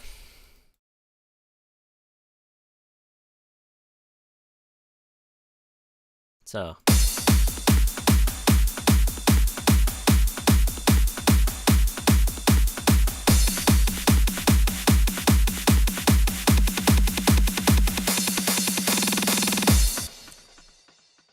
So that's how you essentially organize drums in this particular thing.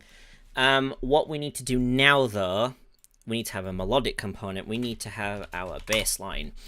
I'm going to add a bass in and then some other sound elements, and I'm going to add a little bit of vocal manipulation, and I think we can call it there, because this is the process you do when you're first starting out a song and you're still trying to like work it out in that respect.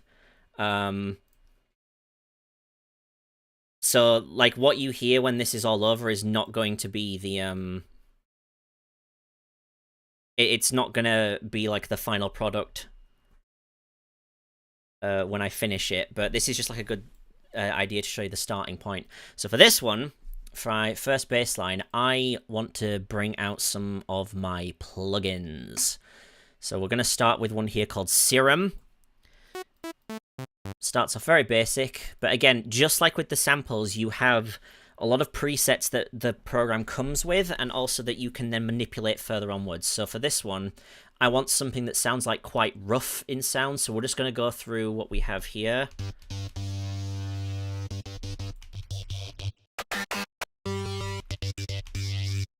I kind of like... Yeah, I kind of like that one. But we're going to combine with another sound, so we want... That's good.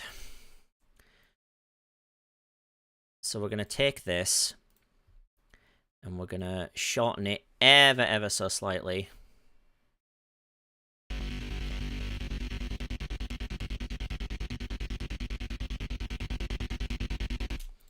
think that's going to be good. We'll put that to number 9. And again, we're going to sidechain this as well, because this particular sort of bass with this style will work very nice with that sort of pumping effect that everything has. Let me just find my... Yeah, there's menus that are coming up here that you can't see that I'm having to scroll through, which is why it looks like I'm clicking on nothing. But,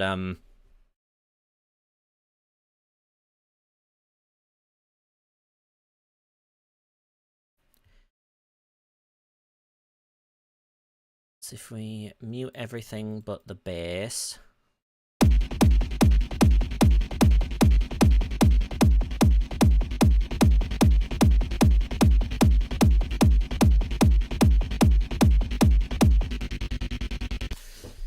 we need a bit more than that, so I'm going to do another version of Serum, and we're going to choose a different sound.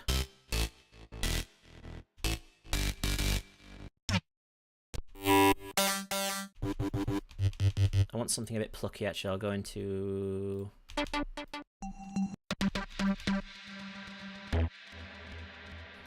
And again, a lot of these programs have like effects and stuff that you can turn on and off. You can customize the sound of them to your will.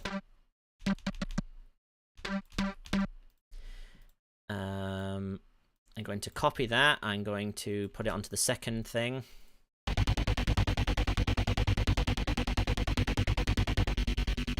So you can hear how it adds a little bit more of a pluck.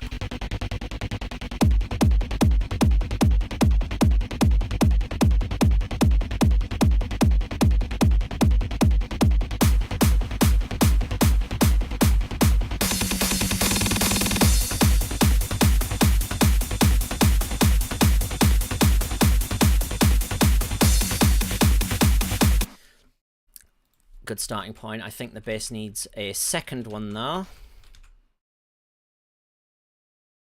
Fuck, I hate confusing all these together. There.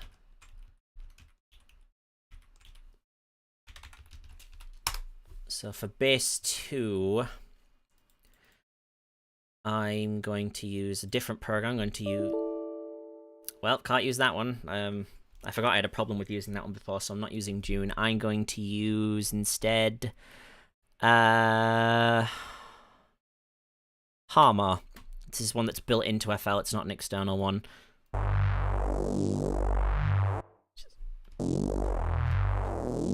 I always like that one. But I kind of want that with it. Now this one's a little bit different. I'm going to be not sidechaining this one. I'm going to instead be shaping the noise using another tool that FL has that's called Gross Beat. Again, always have a limiter. Gross Beat is... where is it? I have so many programs. Fuck, where the hell is it? There it is. So Gross Beat is something that allows you to alter the timing of something in like a chaotic sort of mess kind of way, and also the volume of stuff. So if I show you some of these presets you can use...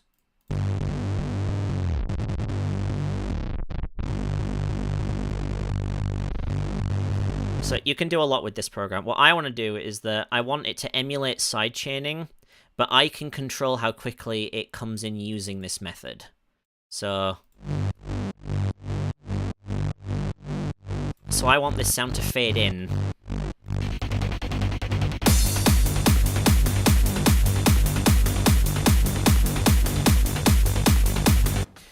As an example.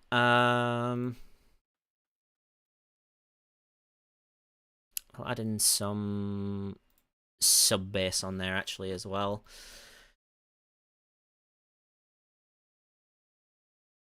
This is just to help give it a little bit more of a low end, which is what we want.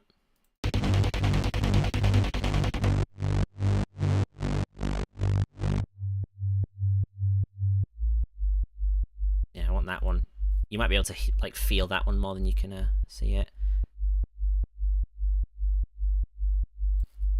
Actually, while we're at it, because I'm going to be...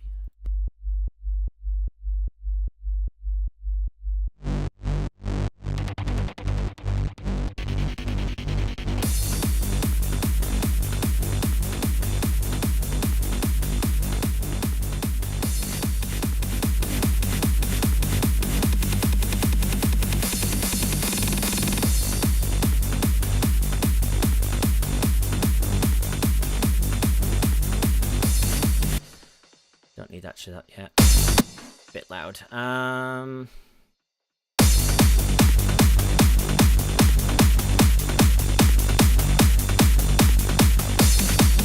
Okay. So we're gonna have a bass. I'm going to add in one of my favorite sounds of all time, which is acid.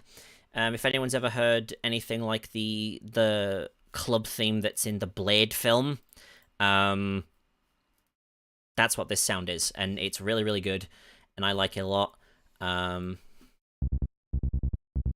need to alter this though.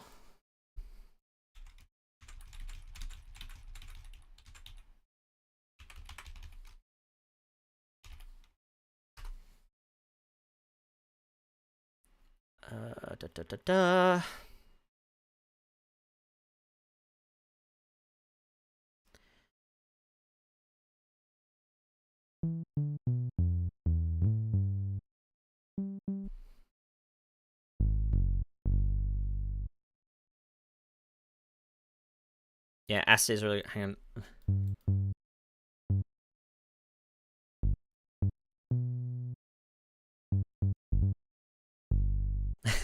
I really have a compose stuff, hang on.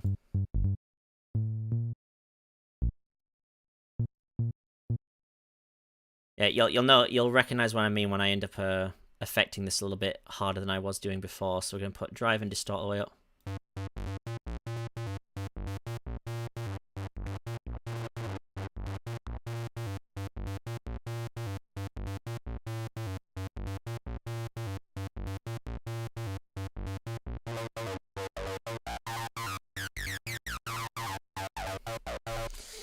Yeah. So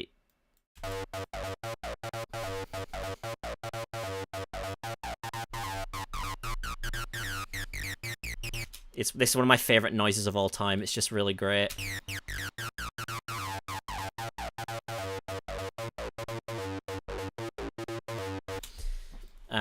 That's just an example so you recognize from the Blade theme. That's not the pattern we're going to use.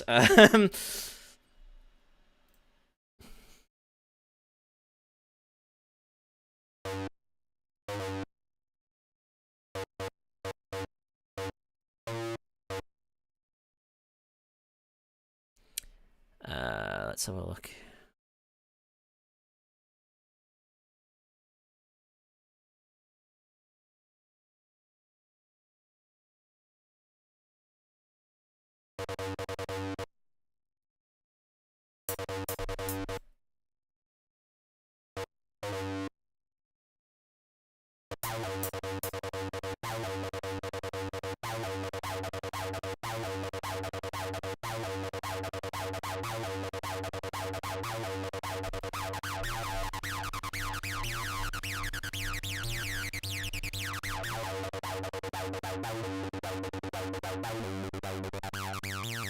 Yeah, you can see why I like this noise a lot. You can do a lot of stuff with it. So we'll have that playing. And then we're going to do something that we like to call automation. Now, in automation, you are essentially creating a thing that will change the parameter of something while it's playing. So in this instance, I want, while this sound is playing, I want this parameter to be changing as the song plays.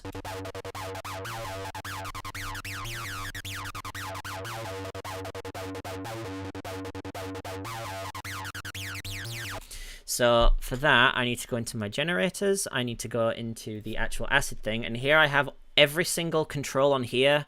The program recognizes something I use and less. If I want to automate, I want to automate the cutoff frequency, which alters that particular sound. So it's the cutoff. And I want to create an automation clip. Now what that does is that it creates a little bar here. And then using that, I can draw in different points and make it so if I just isolate these two on their own, you'll hear the sound change as it plays. Oh, almost didn't mute them.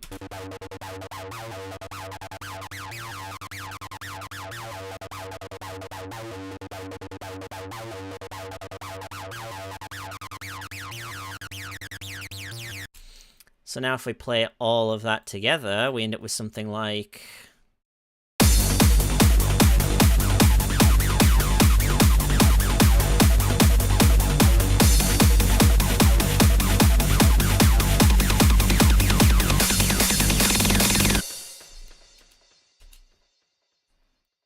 It's a little bit too quiet in the mix, so we're gonna boost that up with our limiter.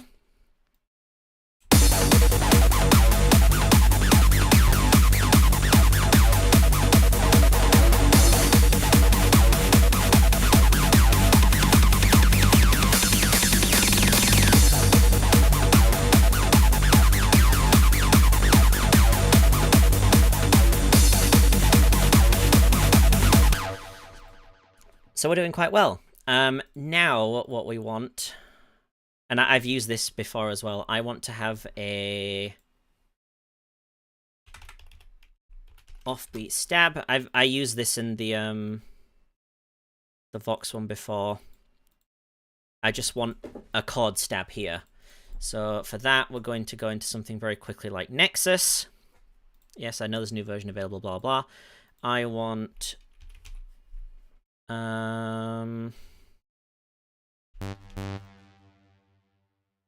Sorry, it takes a moment to load. There's a lot here.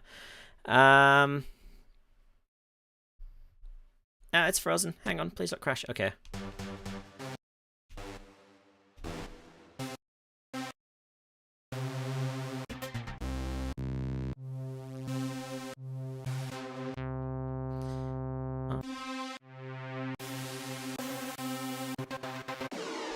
See, the problem with Nexus is that as a plugin, it the plugin itself has, this is mostly just nothing but presets, but it's good to add some extra flavor to stuff if you're not wanting to spend loads of time taking a sound and editing it and doing all these different parameters. I would go into a more detailed explanation about what all of this stuff means, but we will be here for hours if I do that. yeah, that'll do for my purposes, I think.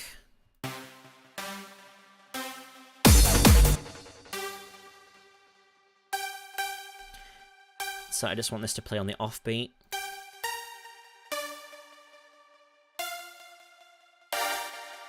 Just a good old 7th chord. Can't go wrong with that.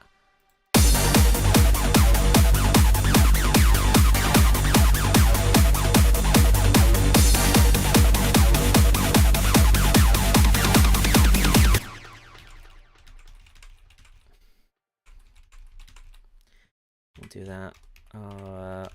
Offbeat. And I want to control the effects on this one, so I'm going to turn them off inside this.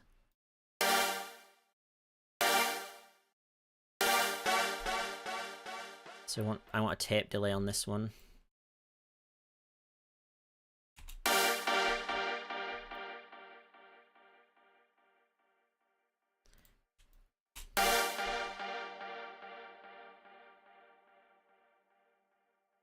We're going to add in a limiter, and then actually shove that back another beat or so.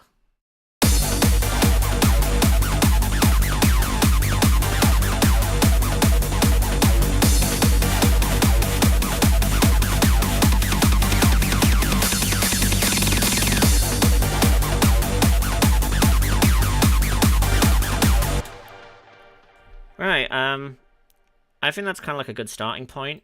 I think for the last thing we'll do, I will do some vocal manipulation.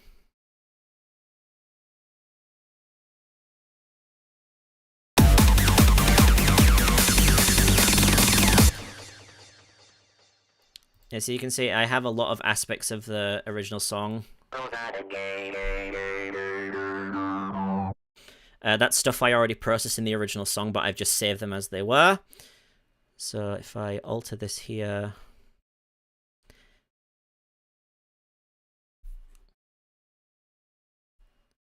and I cut this, so then during this last section here,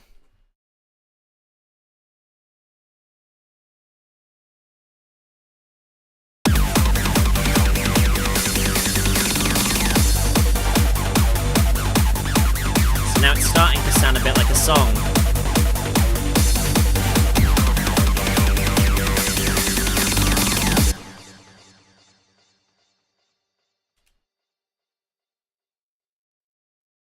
And I think actually I'm going to use...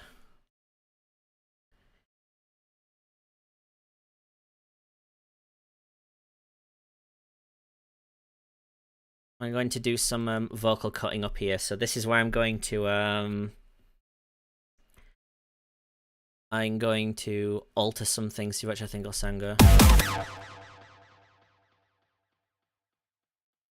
So actually, I just want to hear this on its own. Go ahead and... Yep, so that's just the use me up vocal on its own.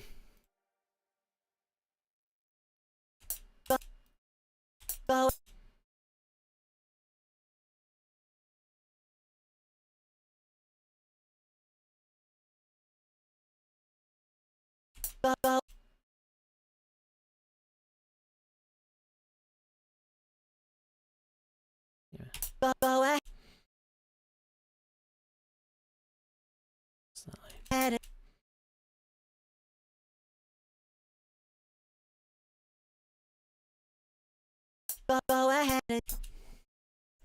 This is just me kind of experimenting with rhythms at the moment.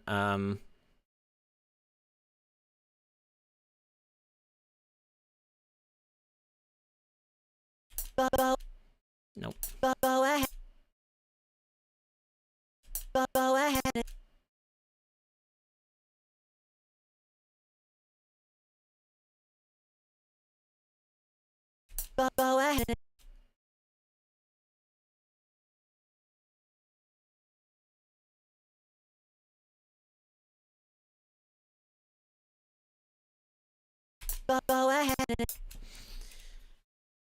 Should probably use the vocally version as well.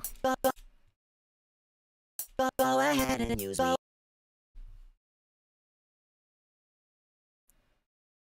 Yeah, I think that'll actually be a good idea if we have this like a vocal loop that way. Go ahead. Go ahead. Actually, I don't think using that as a no. Let's not do that one. That's not the right clip I want to use. I want to. I instead think I should use something from the verse. I've got way more choices of notes to cut stuff from. So I got the. Always. Oh, mute that. Always.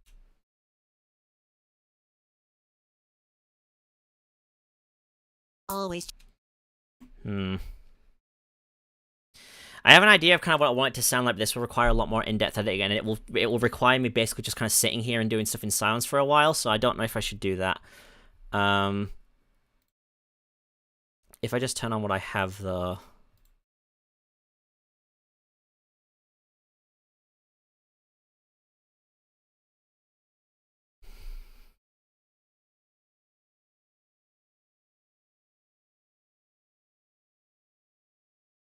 Okay, I think I have an idea about how I can complete this loop.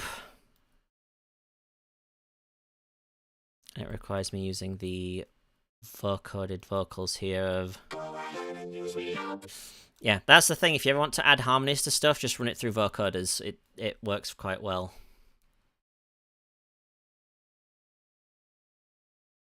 So...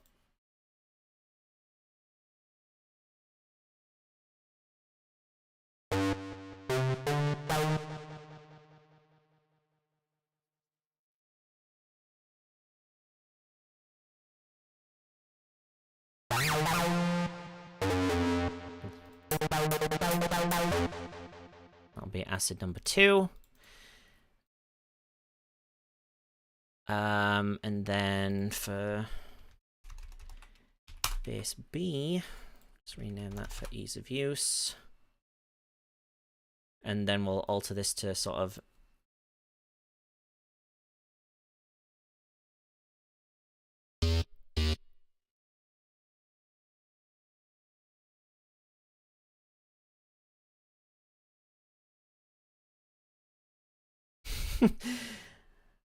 I know this was supposed to be the whole point of that. I was supposed to be explaining what I'm doing, but it's really difficult to sort of do this in a way that won't make people's heads spin.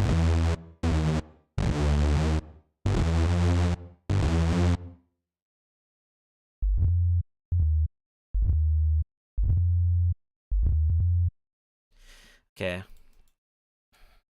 So if I've added in those extra bits right now, and this should be at a decently loud volume, I hope. So...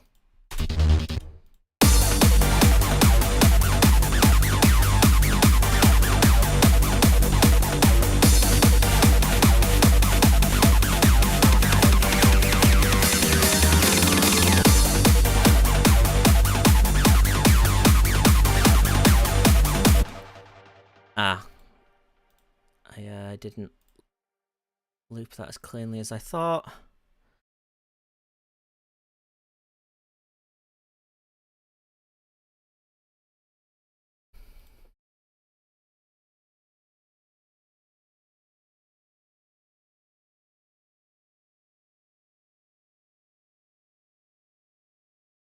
Alright, I'm just going to add in the rest of these, because it'll sound pretty cool.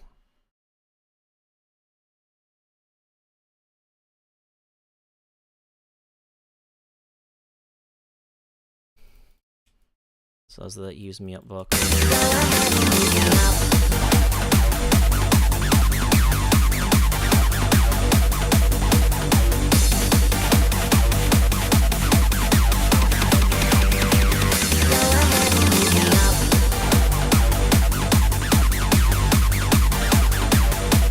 There you go.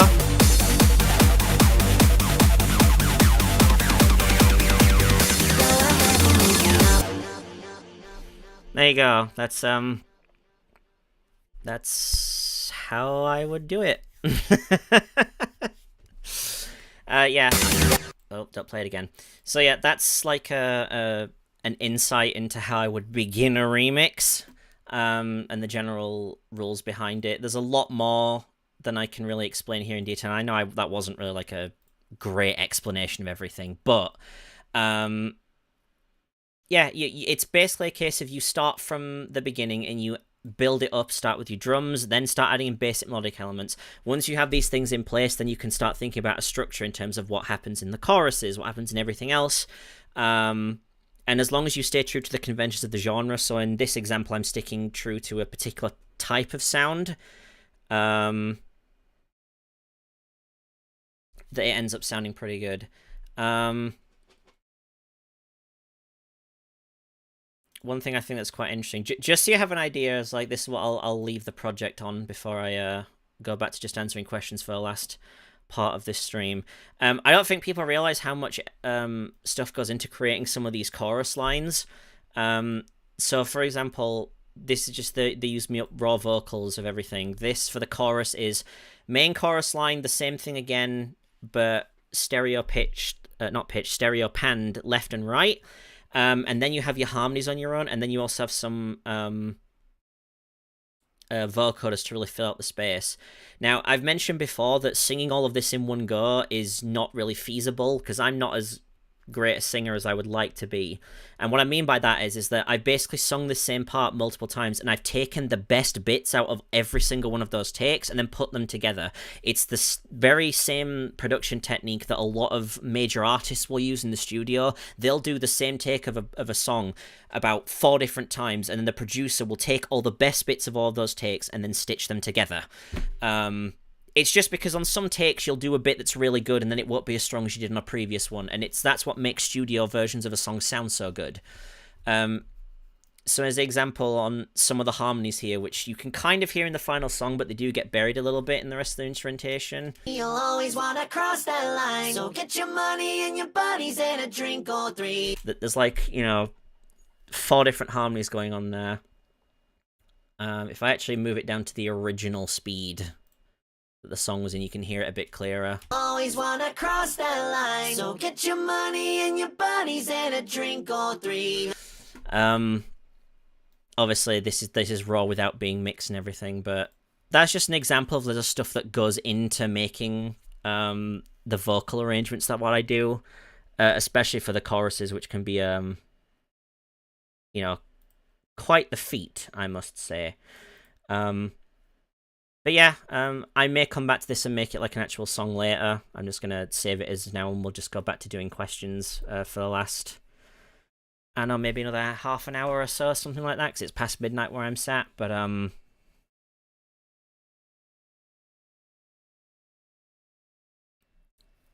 project this big takes a moment to save. You'll just have to hang on for a second. Alright, I think we're good. Okay, so we're just gonna thank you for putting up with all that. I know it was a lot for me to work through, but that's hopefully a little bit of an interesting peek into how I make my music, because there's a lot that goes into it, and I'm glad that people do enjoy it. So, we'll move back to our main thing, and we'll just chill for maybe another half an hour or so. Just talk. I know this is kind of like the same sort of thing I've done a couple of times before, with these sorts of streams, but 100k kind of jumped up on this. This was the best thing I could think to do.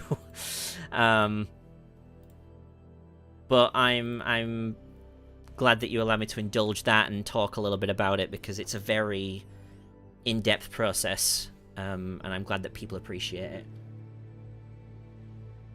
So yeah, we'll go for probably another half an hour more, so if you have any more questions or things you want to chat about, then let me know, and they'll be good.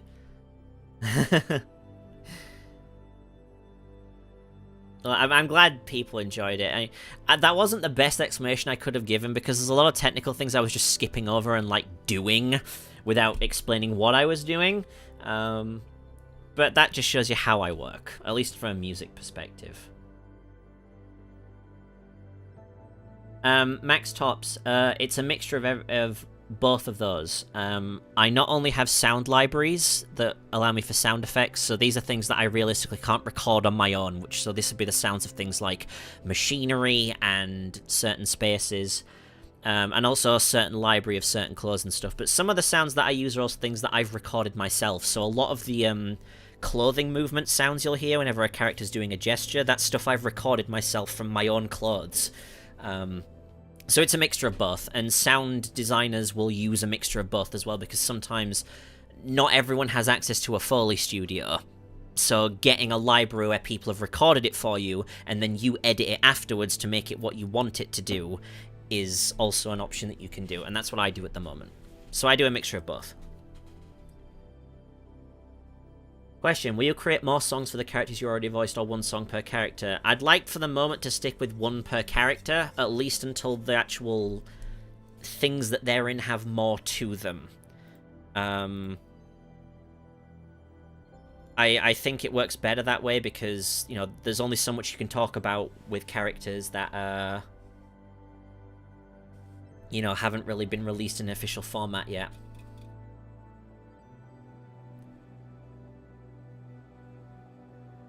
Thank you, Heather. I'm glad you enjoy them all. Questions. Who is the guy speaking at the beginning? It sounds like Vinny or Valentino, just curious. It's meant to be a random demon. It's not supposed to be any actual character. It's not supposed to be a precursor to someone that we know. It's just a random person. If we want to make fan art of your stuff, can we tag you? Please, by all means. Every single bit of fan art I've had, whether it's related to the robot avatar or the songs I made, like, I love seeing all of it because it means the world to have people be like that. So please, if you have something that you've made fan art of that's related to me, please tag me. I want to see it. How long have I been doing sound design for? I have had a degree in music production since I was at university, where one of the modules was doing sound design, so I guess if you want to stretch the answer, it could be since then, which was a good almost 10 years ago now at this point. Almost 10 years ago, not quite. So about that time, but in terms of doing it for this stuff that I do on YouTube, it's about since I came back with the first dub. 2 questions. How is it singing a duet in a Husk song, and will there be more collabs?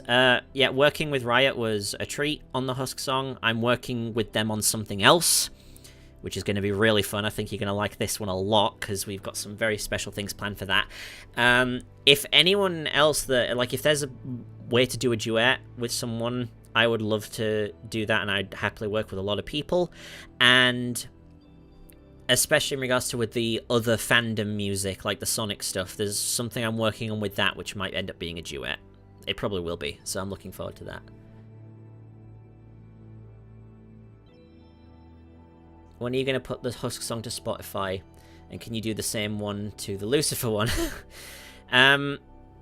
As I mentioned earlier, the Husk song and putting stuff after the stream is over, Where Sure to Drown is going to be available on Bandcamp straight away, which the link will be for in the description. It's not up there yet, it will be when the stream is over. As for when those songs get on Spotify and other stores, it is up to those stores. I submit the songs and they then have to go through their own internal review process to then have those songs be allowed up there. And once I submit it, it's out of my control. So it's going to be as soon as I can, but it's not up to me ultimately. As for the reason why things like Lucifer aren't up there, all of my previous songs that aren't labeled as original songs and their cover versions, Spotify and Apple Music have very particular, and especially the distribution service I use, they have rules against doing cover versions because it's all to do with copyright and royalties and a bunch of complicated stuff. And from the service I use now, you can't do that with cover music because you have to obtain permission from the people who originally wrote the song, which is very difficult. And unless I can find a way around it, and I may do, but at the moment I haven't. So a lot of almost every cover song you've ever heard me do, for the moment, it's not going to be on streaming until something changes. And that's not something because I'm not trying, it's because it's literally a legal thing.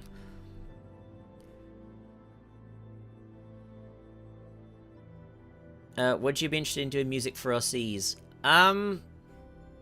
Honestly, probably not. OCs are very particular to particular people, and it would require a lot of in-depth research into doing that sort of thing. I like doing things for characters that are developed outside of that. What about a song with Alistair and Angel? If there's a reason I could do one, I would, but so far I think doing the individual songs with appearances works better. What are some of your biggest pet peeves or pet hates? I guess the most recent one, I can tell this in terms of a story of when I was traveling, is people not following instructions or basically basic reading. The number of times I was in airports on my recent vacation and there were people who just couldn't follow basic instructions, like, made me miss my original flight home because of that. And it was really frustrating because everyone else was like, just, you know, you'd have people coming up to the gates at the airport and it's like, you know, we're now calling groups 1 and 2 for boarding. And so would walk up, it's like, sir, you're group 8. We haven't called your number yet. Oh, okay. And I'm just sat there like, you are making this take twice as long as it needs to be. Stop. So I'd say that's one of my pet hates.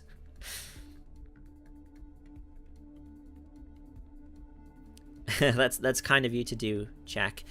I always feel bad. Like, I never go out of my way to, like, sort of tag other people in my stuff unless it's something they were specifically involved in helping me create, because it feels kind of like a, hey, look at this, and I don't like to be that to people. But if people see it and like it, then I'm all for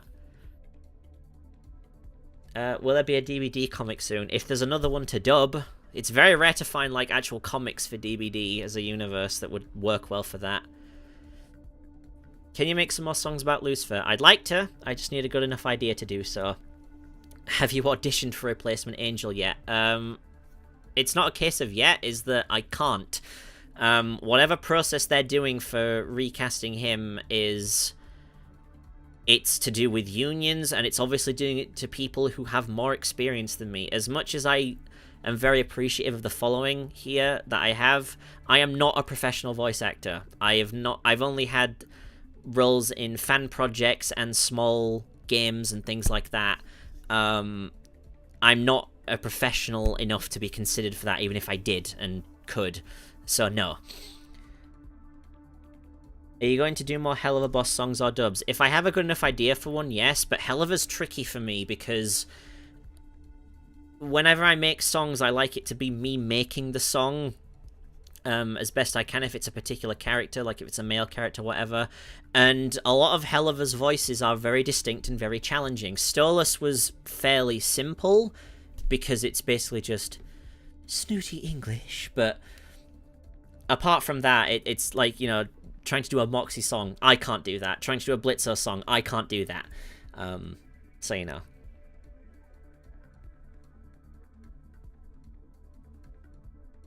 What was your reaction to the Has-Been characters redesigns? Do you have a personal favourite? I think they were fine. I think, ultimately, they were kind of a mixed bag in that some of them felt like they weren't necessary. Well, not so much not necessary, but just it was a case of, well, not enough changed to really warrant calling it a redesign. And the other ones are fine because they make animation simpler. It's weird to get used to, because obviously we've known them in their pilot looks for the best part of 2.5 years.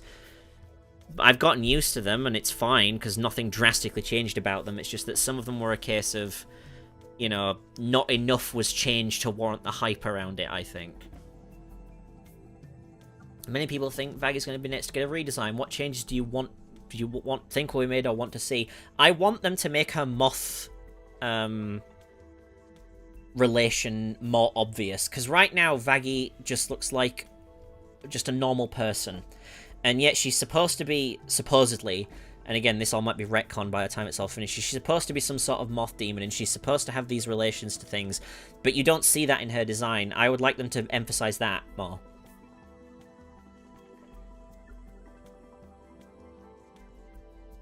Hey DJ, do you have any future plans with Axel or Joseph? If they'll have me for stuff, I will work with them, but so far, I'm happy to be able to have worked with stuff on them before, but as far as I know, they haven't asked me for anything else yet.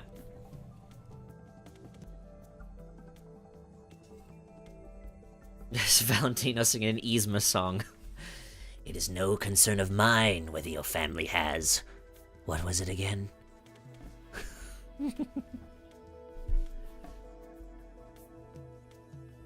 Are you planning on making any more Vox songs? If there's something else to make about it, I will, but right now I'm trying to stick with, like, one song per character up until I run out of characters. And there's a lot. There's still a lot.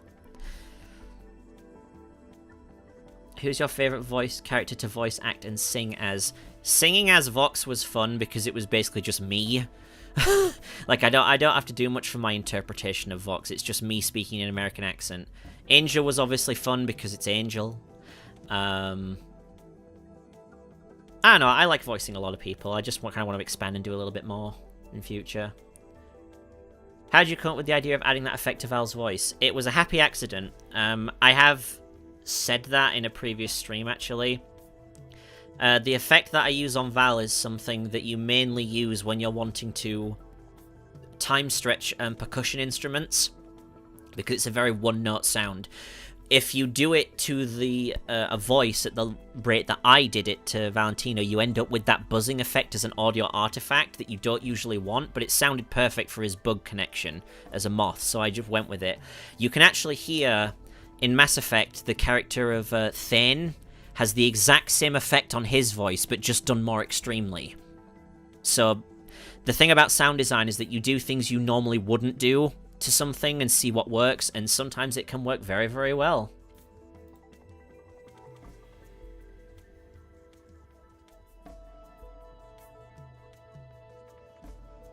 What do you think about collabs outside of your channel? What do you think about and who you work with?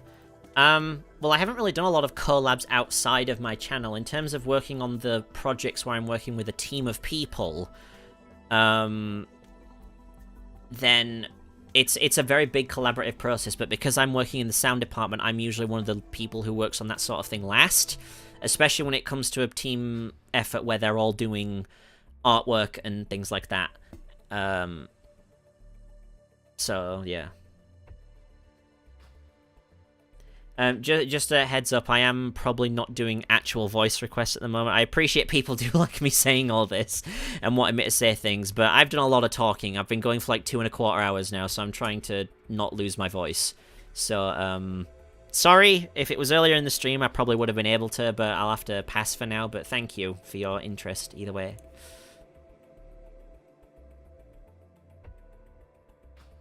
Valgo Burr. Yep, absolutely.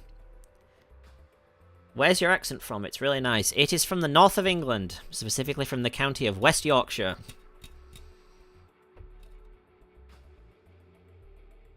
Have you ever thought about doing a song based around human Alistair? Not really. Again, I mentioned this before in relation to an earlier question in terms of character backstory. I'm not really that interested in terms of... Hi, Cam, by the way. I noticed you.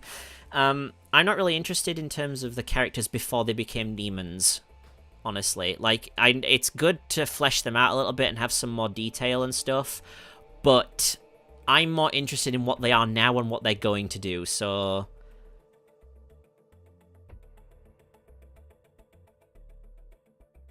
What kind of song would Nugsy have? It would be basically the hamster dance, but with oinks instead. I don't even know how you begin to sing that, but you would. Question. What genres or specific titles as honorable mentions do you draw inspiration from for melody and lyrics composition? It depends on the song.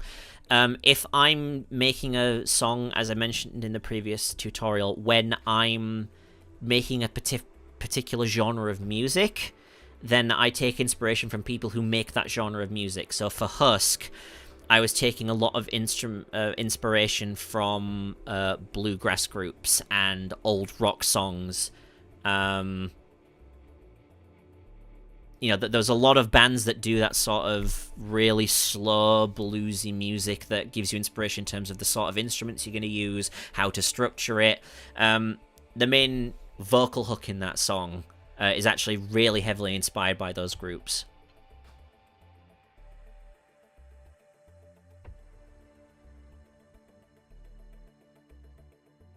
For voicing host for the new song you released with Riot, what were some fun moments for you? I like doing the banter, because I mentioned before that Riot helped me write the opening and the closing story parts, as well as the bits for Charlie. The rest of the song I'd written myself up until that point, but they deserve credit for that.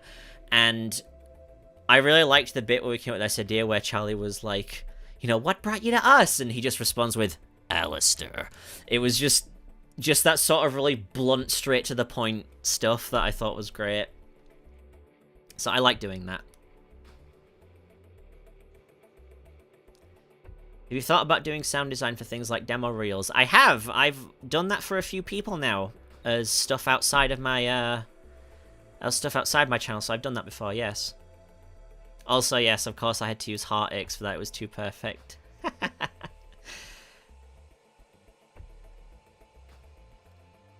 Celeste, if you want to commission me for stuff like that, then keep an eye out for when commissions open again. I usually have slots available for personal messages. I make a big announcement when they're available.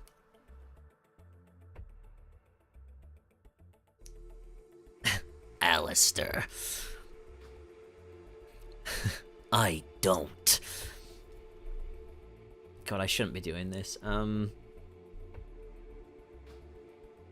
Use me up as such a bop. I try. What has been a hell of a character can you relate to the most? I relate to different aspects of them in different ways. Like, I have related to Angel's feelings of that people are just using you for stuff. I relate to Charlie having kind of being like a very big aspirational thing, but then kind of being crushed a little bit. It's all stuff from like various walks of life. There's different parts of different characters that I sympathize with in that way.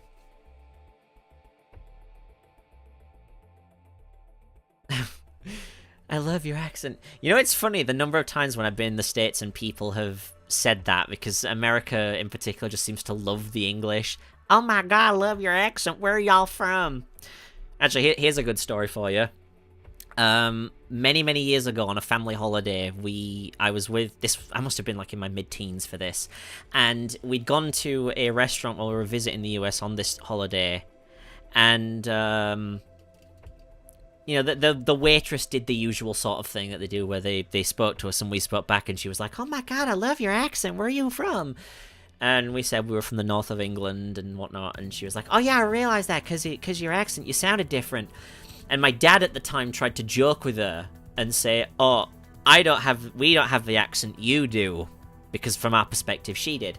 And she took a long time to think about this, and then she said, "Oh yeah, that's right, you guys speak that Anglo-Saxon over there." So that's been a running gag in my family group for many years ever since that. It's just too perfect.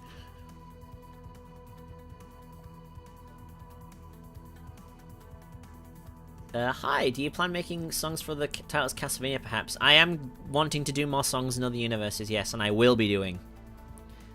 I just need to think of a good idea.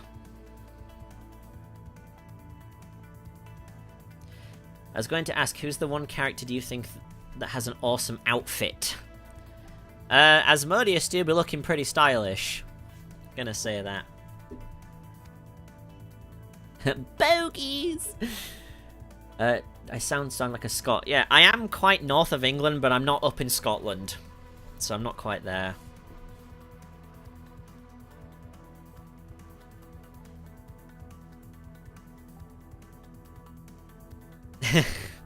Yeah, I'm glad people really appreciated the callback. That was an idea that I came up with. Riot was one who said, "What if we did this?"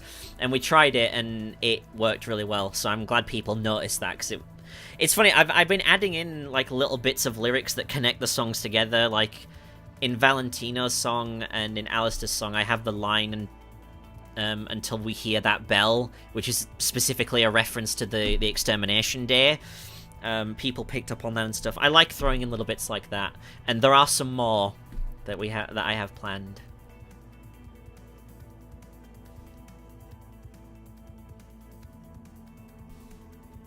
Question: whose redesign are you most excited for? Who is your favorite so far?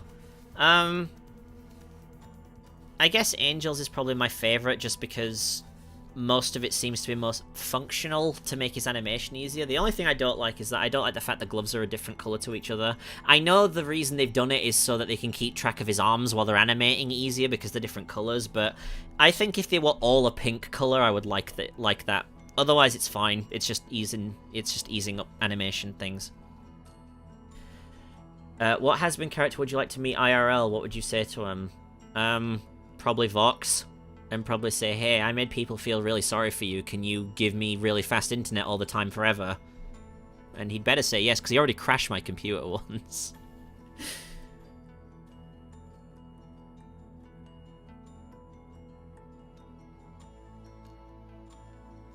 Would you plan on making a song for Vaggie?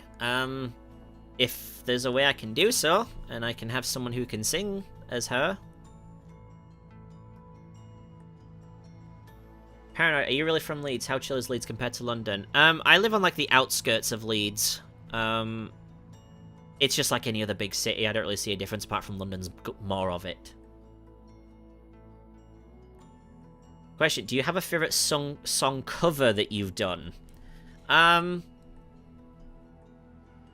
really liked doing both of the 911 covers, but I think We'll Meet Again was one that I probably liked the most out of all the cover songs I've done, just because I've always really liked that song anyway, so... Quick question, I'm wondering, are you a coffee person or tea person? I am neither. I don't drink either. Doing the Southern American accent, you sound like Brandon Rogers' character Sam. Yeah. Donna! I am Sam. Who's your favourite killer to go against in DVD? Plague. Because Plague is my favourite. Have you considered doing a song based around Legacy from Beastars? I haven't watched Beastars, I just know of it. So probably not until I watch it.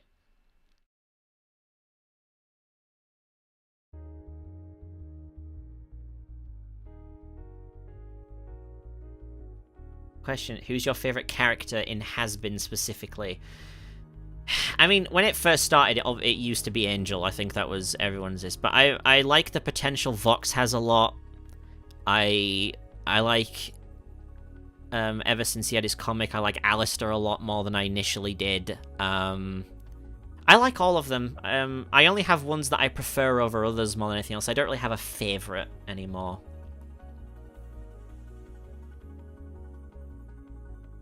Would you do a cover version of Edge of Glory by Lady Gaga? That would be a difficult one to do. But it's a matter of who would sing it.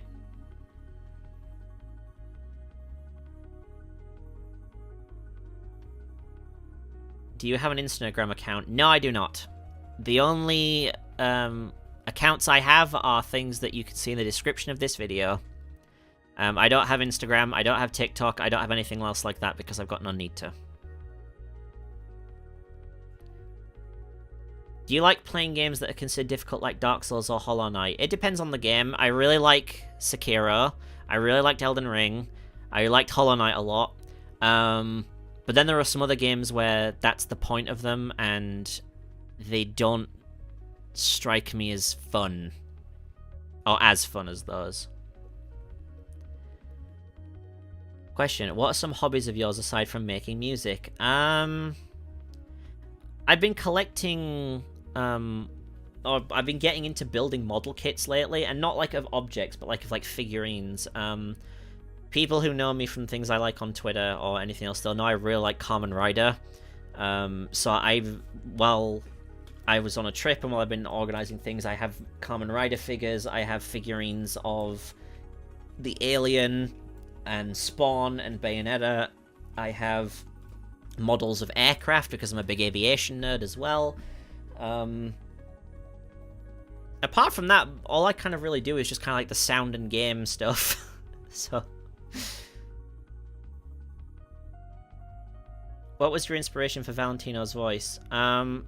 I didn't really have an inspiration for Valentino specifically in terms of how he spoke. I just wanted to make sure he didn't sound like stereotypical pimp. Because I felt if he was going to be an insect, he needs to sound more like an insect, because it suits his slimy nature a bit more. Do you think you will work with Riot on other voiceover projects? We are working on something new. Right now. After how well Husk went, we're like, yeah, we should do this. And we're going to. Maybe very soon. Sooner than you think, because it's kind of been coming together a lot faster than I expected. Who is your favourite character in Hell of a Boss? Moxie. Don't even need to think about it. Question. What sort of figurines would you think would be your most favourite? Or least favourite? It depends on what the figure is. It's only like a very recent thing I've started getting into. But I do like them a lot. Really, I like the ones that are... The ones like the most recent one I got. A Kamen Rider double figure. It looks really detailed, but it's very much easier to assemble than it looks. I like ones like that. I'm not into the aspect of using like actual tools and stuff yet. I've not been doing it enough to do that.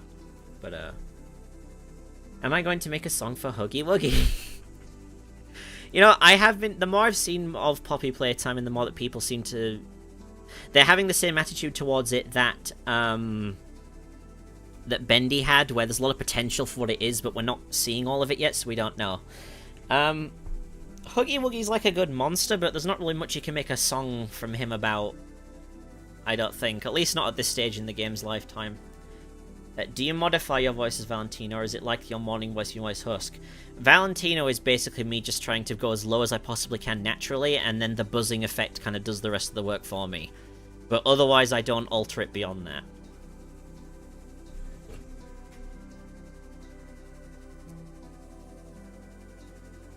Question. Mr. DJ, did you ever think you'd get as big of a following as you have now? None whatsoever. The fact that I am sat here talking in a stream celebrating 100,000 people subscribing to what I do is crazy to me. So no, I never expected I'd get there. Is a demon in the beginning of Smile Like You Mean It your own, or just a random unnamed one? It's a randomer. He's just there to be, this is how Alistair acts to people. He's not supposed to be anybody. Question, does doing the Husk voice hurt your throat? If I do it too much, it does. And especially considering I can only do it at certain times of the day, then, yeah. Your voice is like any other muscle. If you overwork it, it hurts. Yeah, the identity pollution keychains, they were kind enough to be, they're going to be sending me, each one. Please go and support them in every other thing that they make. Like, they're very talented and they're very easy to work with. Please go support Identity Pollution for that, not just for my stuff. And merch of stuff that I've done is, again, it's still kind of weird to think about. I almost feel like I shouldn't, because it feels a bit guilty. Are you ever going to make a Fizz song that has the same energy like the Al one? And apparently there's some controversies? I don't know, I don't keep up to date with that stuff, but who knows. Fizz song is a good idea. But again, it's a matter of what he would do. He already has a couple of songs. Another question. What's your opinion on Charlister? I love your Husker voice. Publicly, I don't speak on ships or ship culture because I know that it can inspire arguments and people getting very passionate about it, and I've always been of the opinion that if you're not negatively affecting other people through your enjoyment of that sort of thing, like shipping culture, then everyone can enjoy what they like. I have my own personal opinions on what I think works and doesn't work, but, you know, I don't think negatively of one person for thinking and enjoying something I personally don't. Like what you like.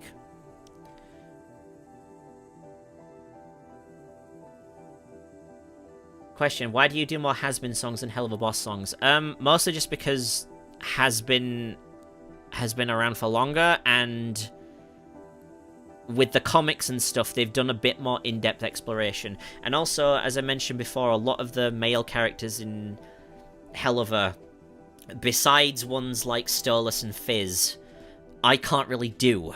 So I can't make a Blitz song, I can't make a Moxie song, because I can't do those voices. I would have to reach out and find someone who could, but also someone who could sing in that voice. So... yeah, I'll probably do Fizz at some point.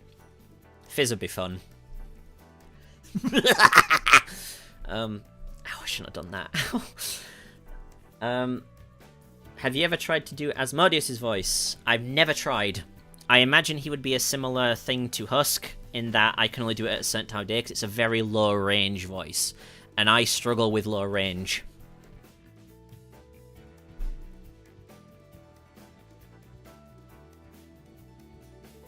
Thank you. Thank you. It's interesting to get here.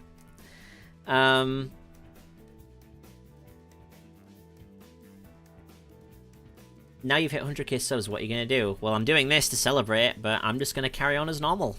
Keep doing what I do.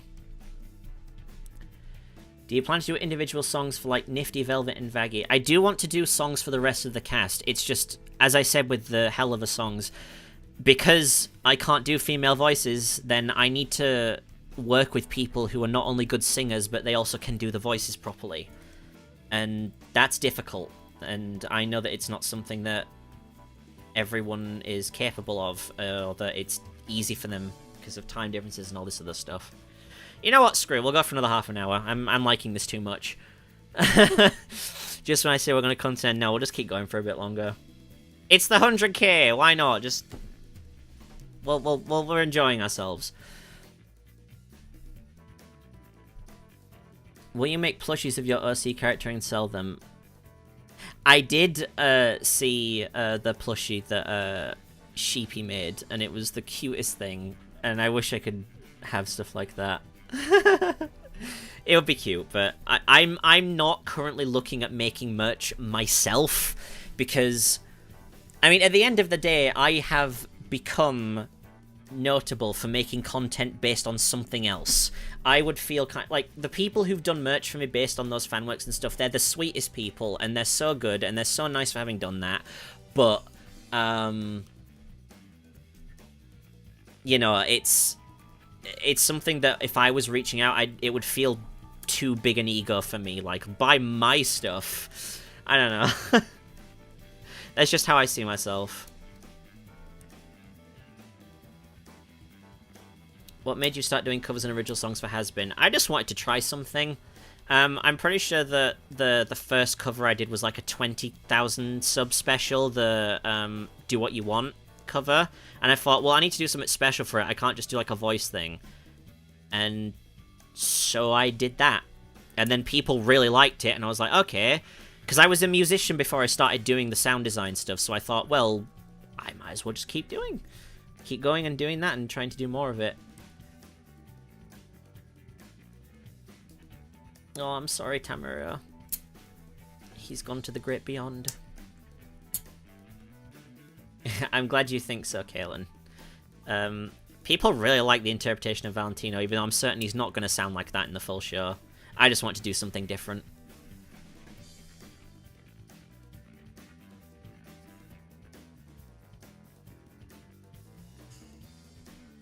Have you heard of Jack Stauber? No, I have not. I have no idea who that is.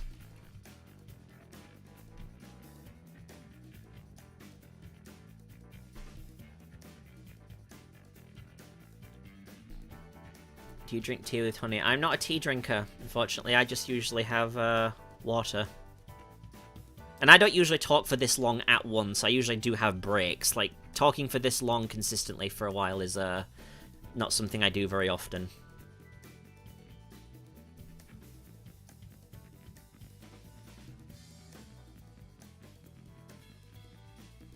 If you're still doing Valentino covers and the official voice of him is different, would you change voices? Yes.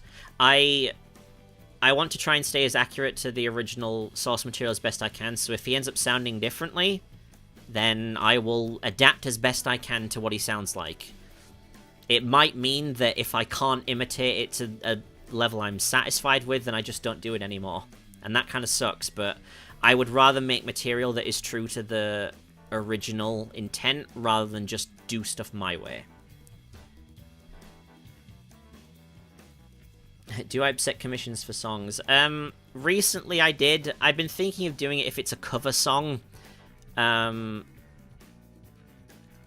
Just like a little sort of short one. It takes a lot of time. It would have to be in the same vein as like doing a full audio scene, because it depends on if I can have to make the instrumental myself or if I have to find one or whatever, and it's difficult.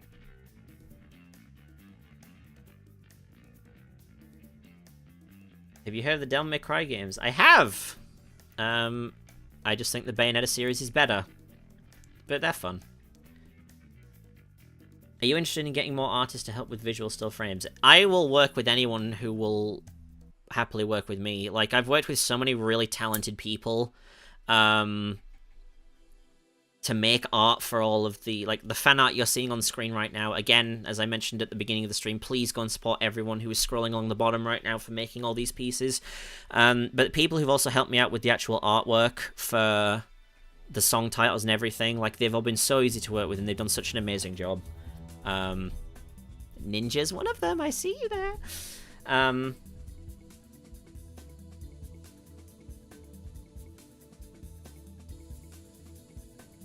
tired, please end the stream. Go to bed if you're tired. If you're from Germany or even later than I am, go to bed. If you were to morph into any has-been character and had to go through exactly what they have, who would it be? That's a good question. Because they've all gone through a lot of bad stuff to get to where they are. I don't know. That's a really good question.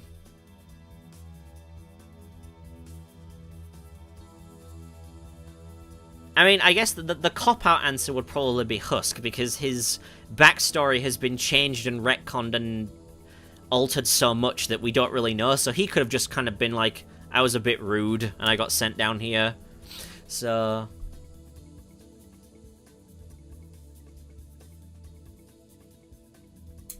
a couple song, Vox and Val. I did have an idea for a cover of that one point in the past, but then when I started doing original music, I just never did it.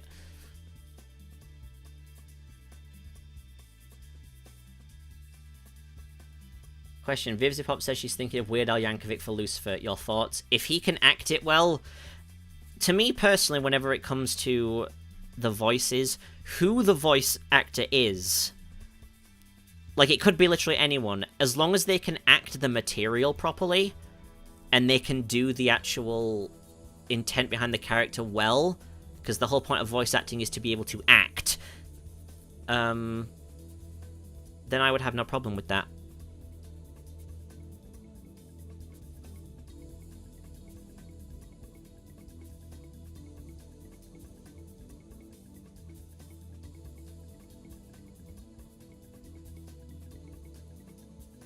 Question. If you could add any killer to DBD, who would it be, and why?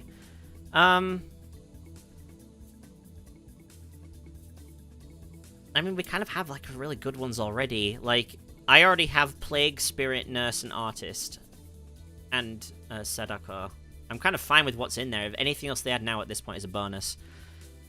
Question. Do you have plans to change the order on Bandcamp and SoundCloud? It's a legal issue. Change the Order is originally a song that was from Silent Hill. The song is a cover song. It's labeled as such. And because of that, there's a legal thing in the way that essentially stops me from putting it up for sale, because then I am making money off someone else's work.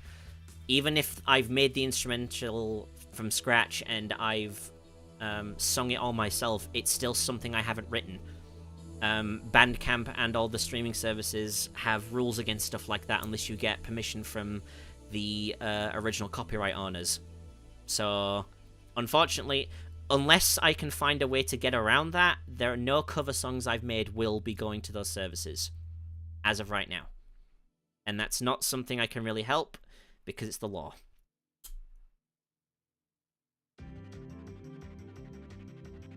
Who's one of your favorite voice actors? Oh, I have a lot of favorite voice actors I like hearing. I really like Jennifer Hale. I like James Arnold Taylor. I like Dave Fennoy, Helena Taylor. Recently, Maggie Robertson. Everyone in the Has-Been pilot cast.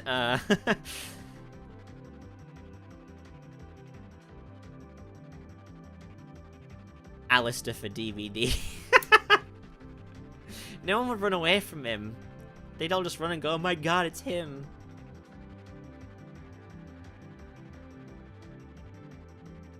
This is really random, but what's your opinion on Las Vegas, Nevada? It's fun to visit. I was there, like, a month ago. It was very enjoyable.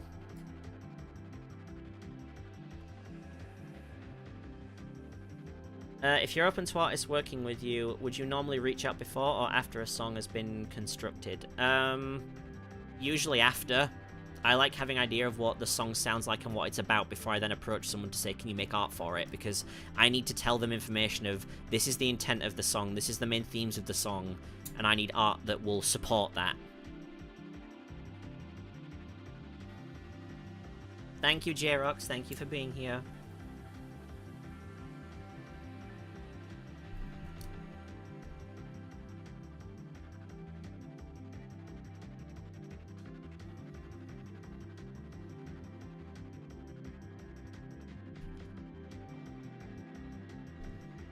As a fellow Titanic nerd, what is your favourite fact that you know about the ship?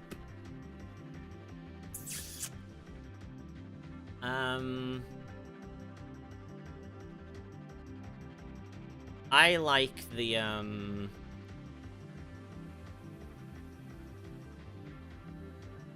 I say this? I really like the little, the detail of the coal fire that not a lot of people know about. I think it's like one of those little things that just the general people who are aware of Titanic don't know about. And I think that's kind of cool. That happened and no one knew about it. And then, of course, the funny thing is that it led to loads of conspiracy theories, like, did the fire weaken the hull? The answer's no, it didn't. But...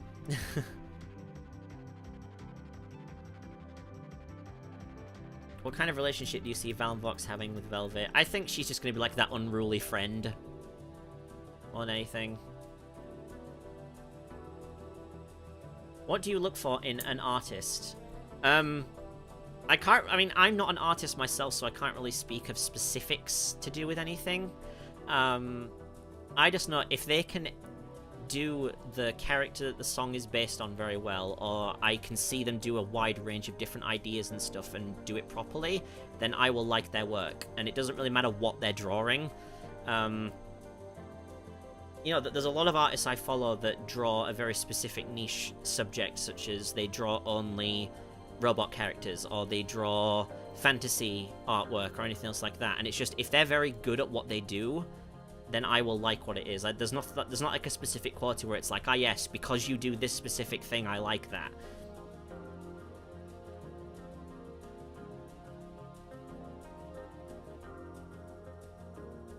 What would your has-been OC look like? No idea. I imagine he'd probably look similar to the robot avatar, but maybe just looking a bit more broken. His demon, but I don't know. Have you ever heard of ARGs, and would you be interested in making one yourself? ARGs are cool, but they're made by people far smarter than I. So no.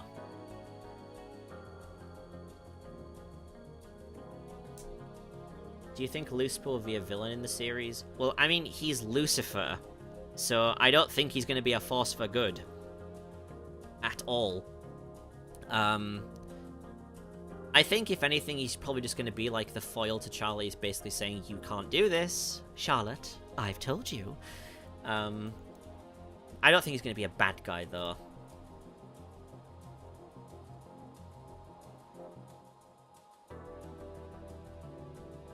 Thank you for being here, Luna. Do you like Husk's wings? I do think his wings are very pretty. I also am certain they are not going to look like that when he gets redesigned, because there's way too much detail on them. Favorite has-been Fang songs besides your amazing ones? Insane by Black Griffin. I mean, I did cover that one, but the original is also just really fun.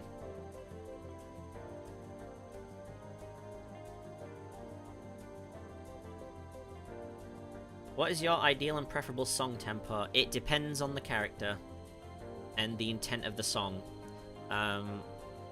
All of these things have to be taken into consideration when you are doing stuff like that.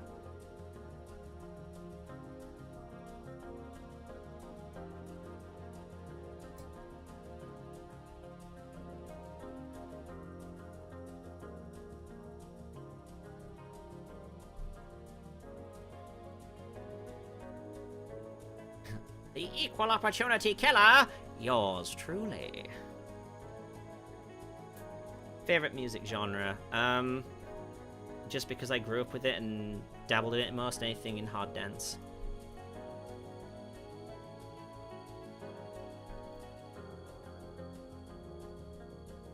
Thank you for being here, Bullet Chief.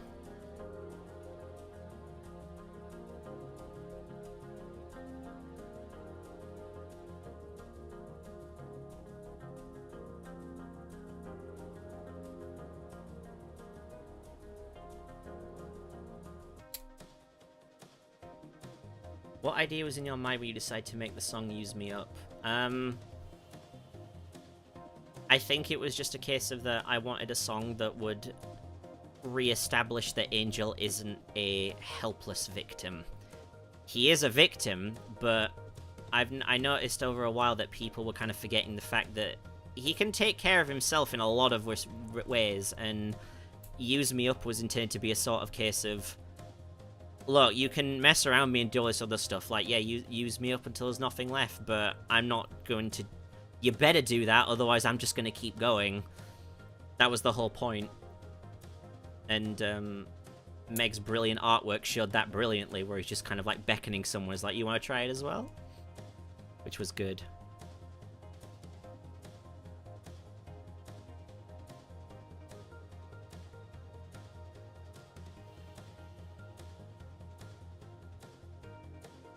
Fredbear, it's just a bit of aesthetic flourish. It's just a plug that Kaz added into that artwork.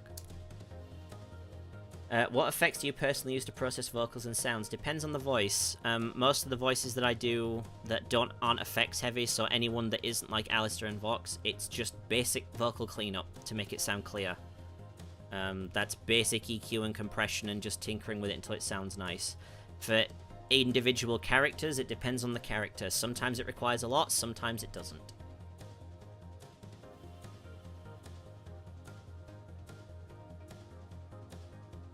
What inspired your channel character? Well, D'Amato did the actual design for them, but it was mainly based on the fact that I told them I like robots and stuff like that, and they just came up with it, so... Thank you, Ashella. It's still weird to be actually here. And Art Doer, thank you for showing up as well. We're going to the last 10 minutes before I will shut this down, because I can't go forever.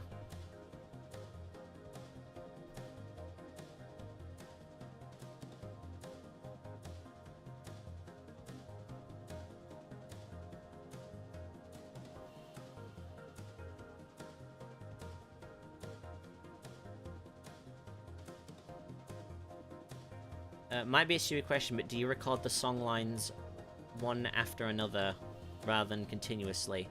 It depends on the actual song. Some of them, because of their very nature, you do have... Like, I was explaining this earlier before. Whenever I sing the songs I sing the same line a bunch of different times, and I take the best takes out of all of those attempts, and then I stitch them together. So it sounds like it's one continuous good take. Some songs do require overlapping.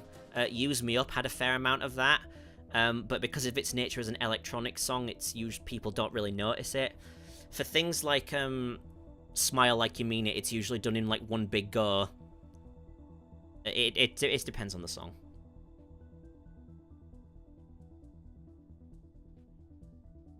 Do you work on instrumentals or lyrics first? I think of instrumental and music first.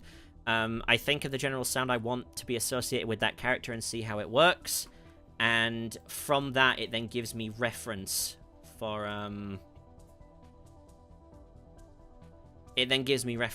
I want the rest of the song to sound, because then I know that I need to fit lyrics into this, I need to fit into this and this and this, etc.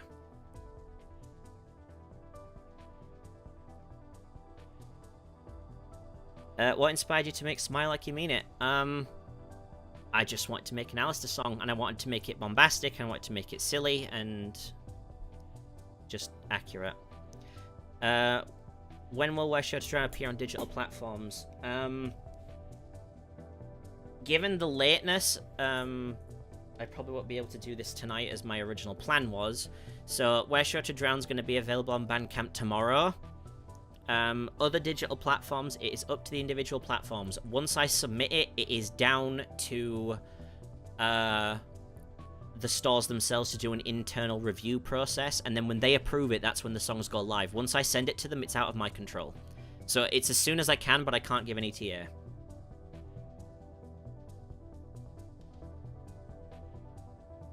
Which of your songs are you most proud of? I can't really say. Any original thing, because I never considered myself an original songwriter to start with, I never thought I could do that, so I'm proud of all of them. Thank you for being here, Tamira. I do my best. Question, how many languages do you speak? One. The one you're listening to now. Yes, Clunky, I use FL Studio to make anything I have that's audio related. Which is music and dubs and sound arrangements and everything.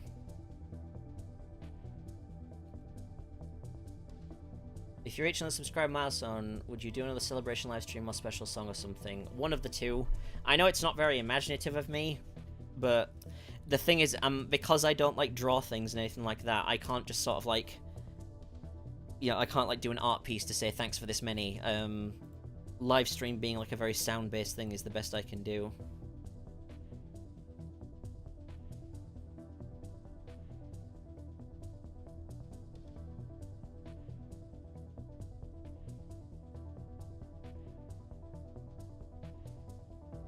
If you ever were given the chance to do one of those really evil dramatic laughs, would you pick Val or Alistair? Alistair would be easier, because he's higher pitch, I think.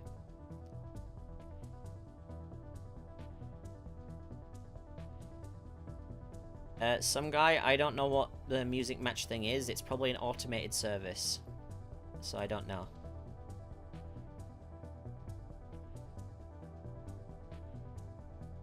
From people who did art and animatics to your songs, any thoughts if someone tries to do an animatic in or from a video game like VR chat?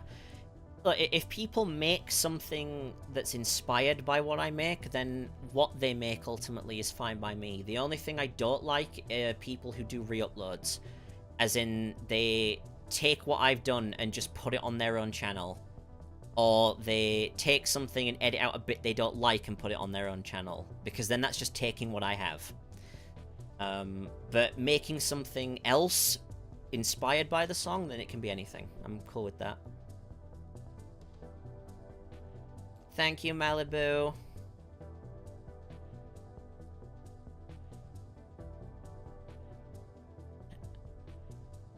Have you thought of doing an original song as all of the characters you play? Well, like all of them at the same time?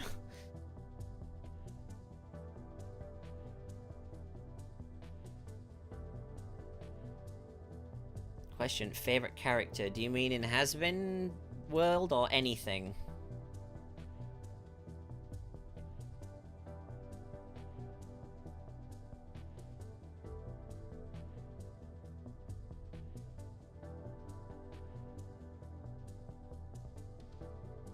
Well, if they each had like an individual part, if there was a way that I could imagine a situation where they all would, then that'd be fun, but I just don't know what.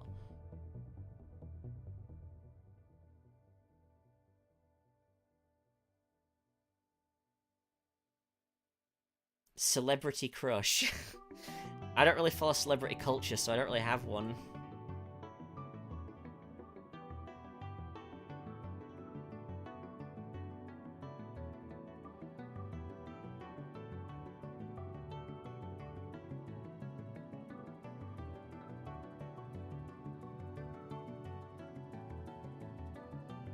Are you cool with the people who like repost your song and just take out the story or most of it but give you credit? I am not cool with that. Sorry.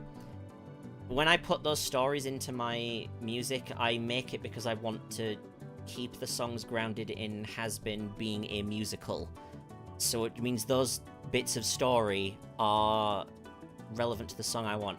I understand if people don't like them, and I understand if they don't want to listen to it. That's what the release versions are eventually for, but when someone takes what I've got and they just bluntly cut a lot of work out, I don't like that. So I would humbly request that people don't do that. Please.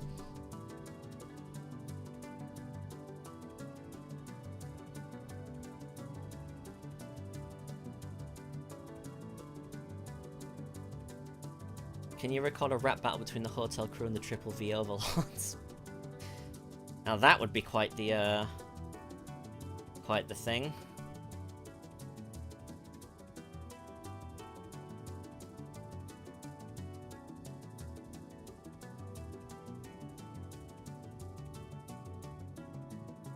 Right now the time is 3 minutes to 1 AM, so this is probably where I'm going to call it very soon, so be careful.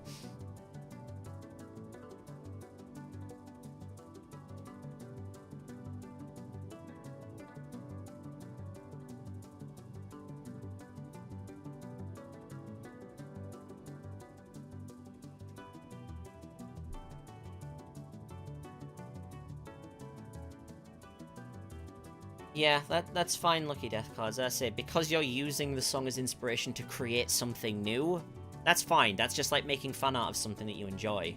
The only way it would be a re-upload is if you just took the song and then just put that on its own elsewhere without any changes. Or if you made simple changes like that and then just, you know, didn't do anything else. What is on the menu for Little Bean? Crickets. Usually is.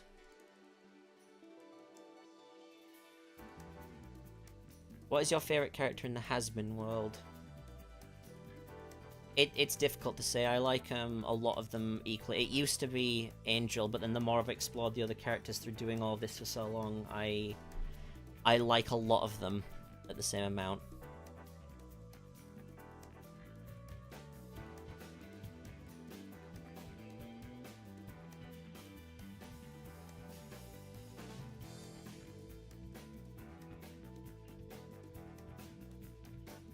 Are you a fan of analog horror series like Mandela Catalogue? I do like them. I just like some more than others. The Monument Mythos was pretty good. Local 58's obviously still the king. Yeah.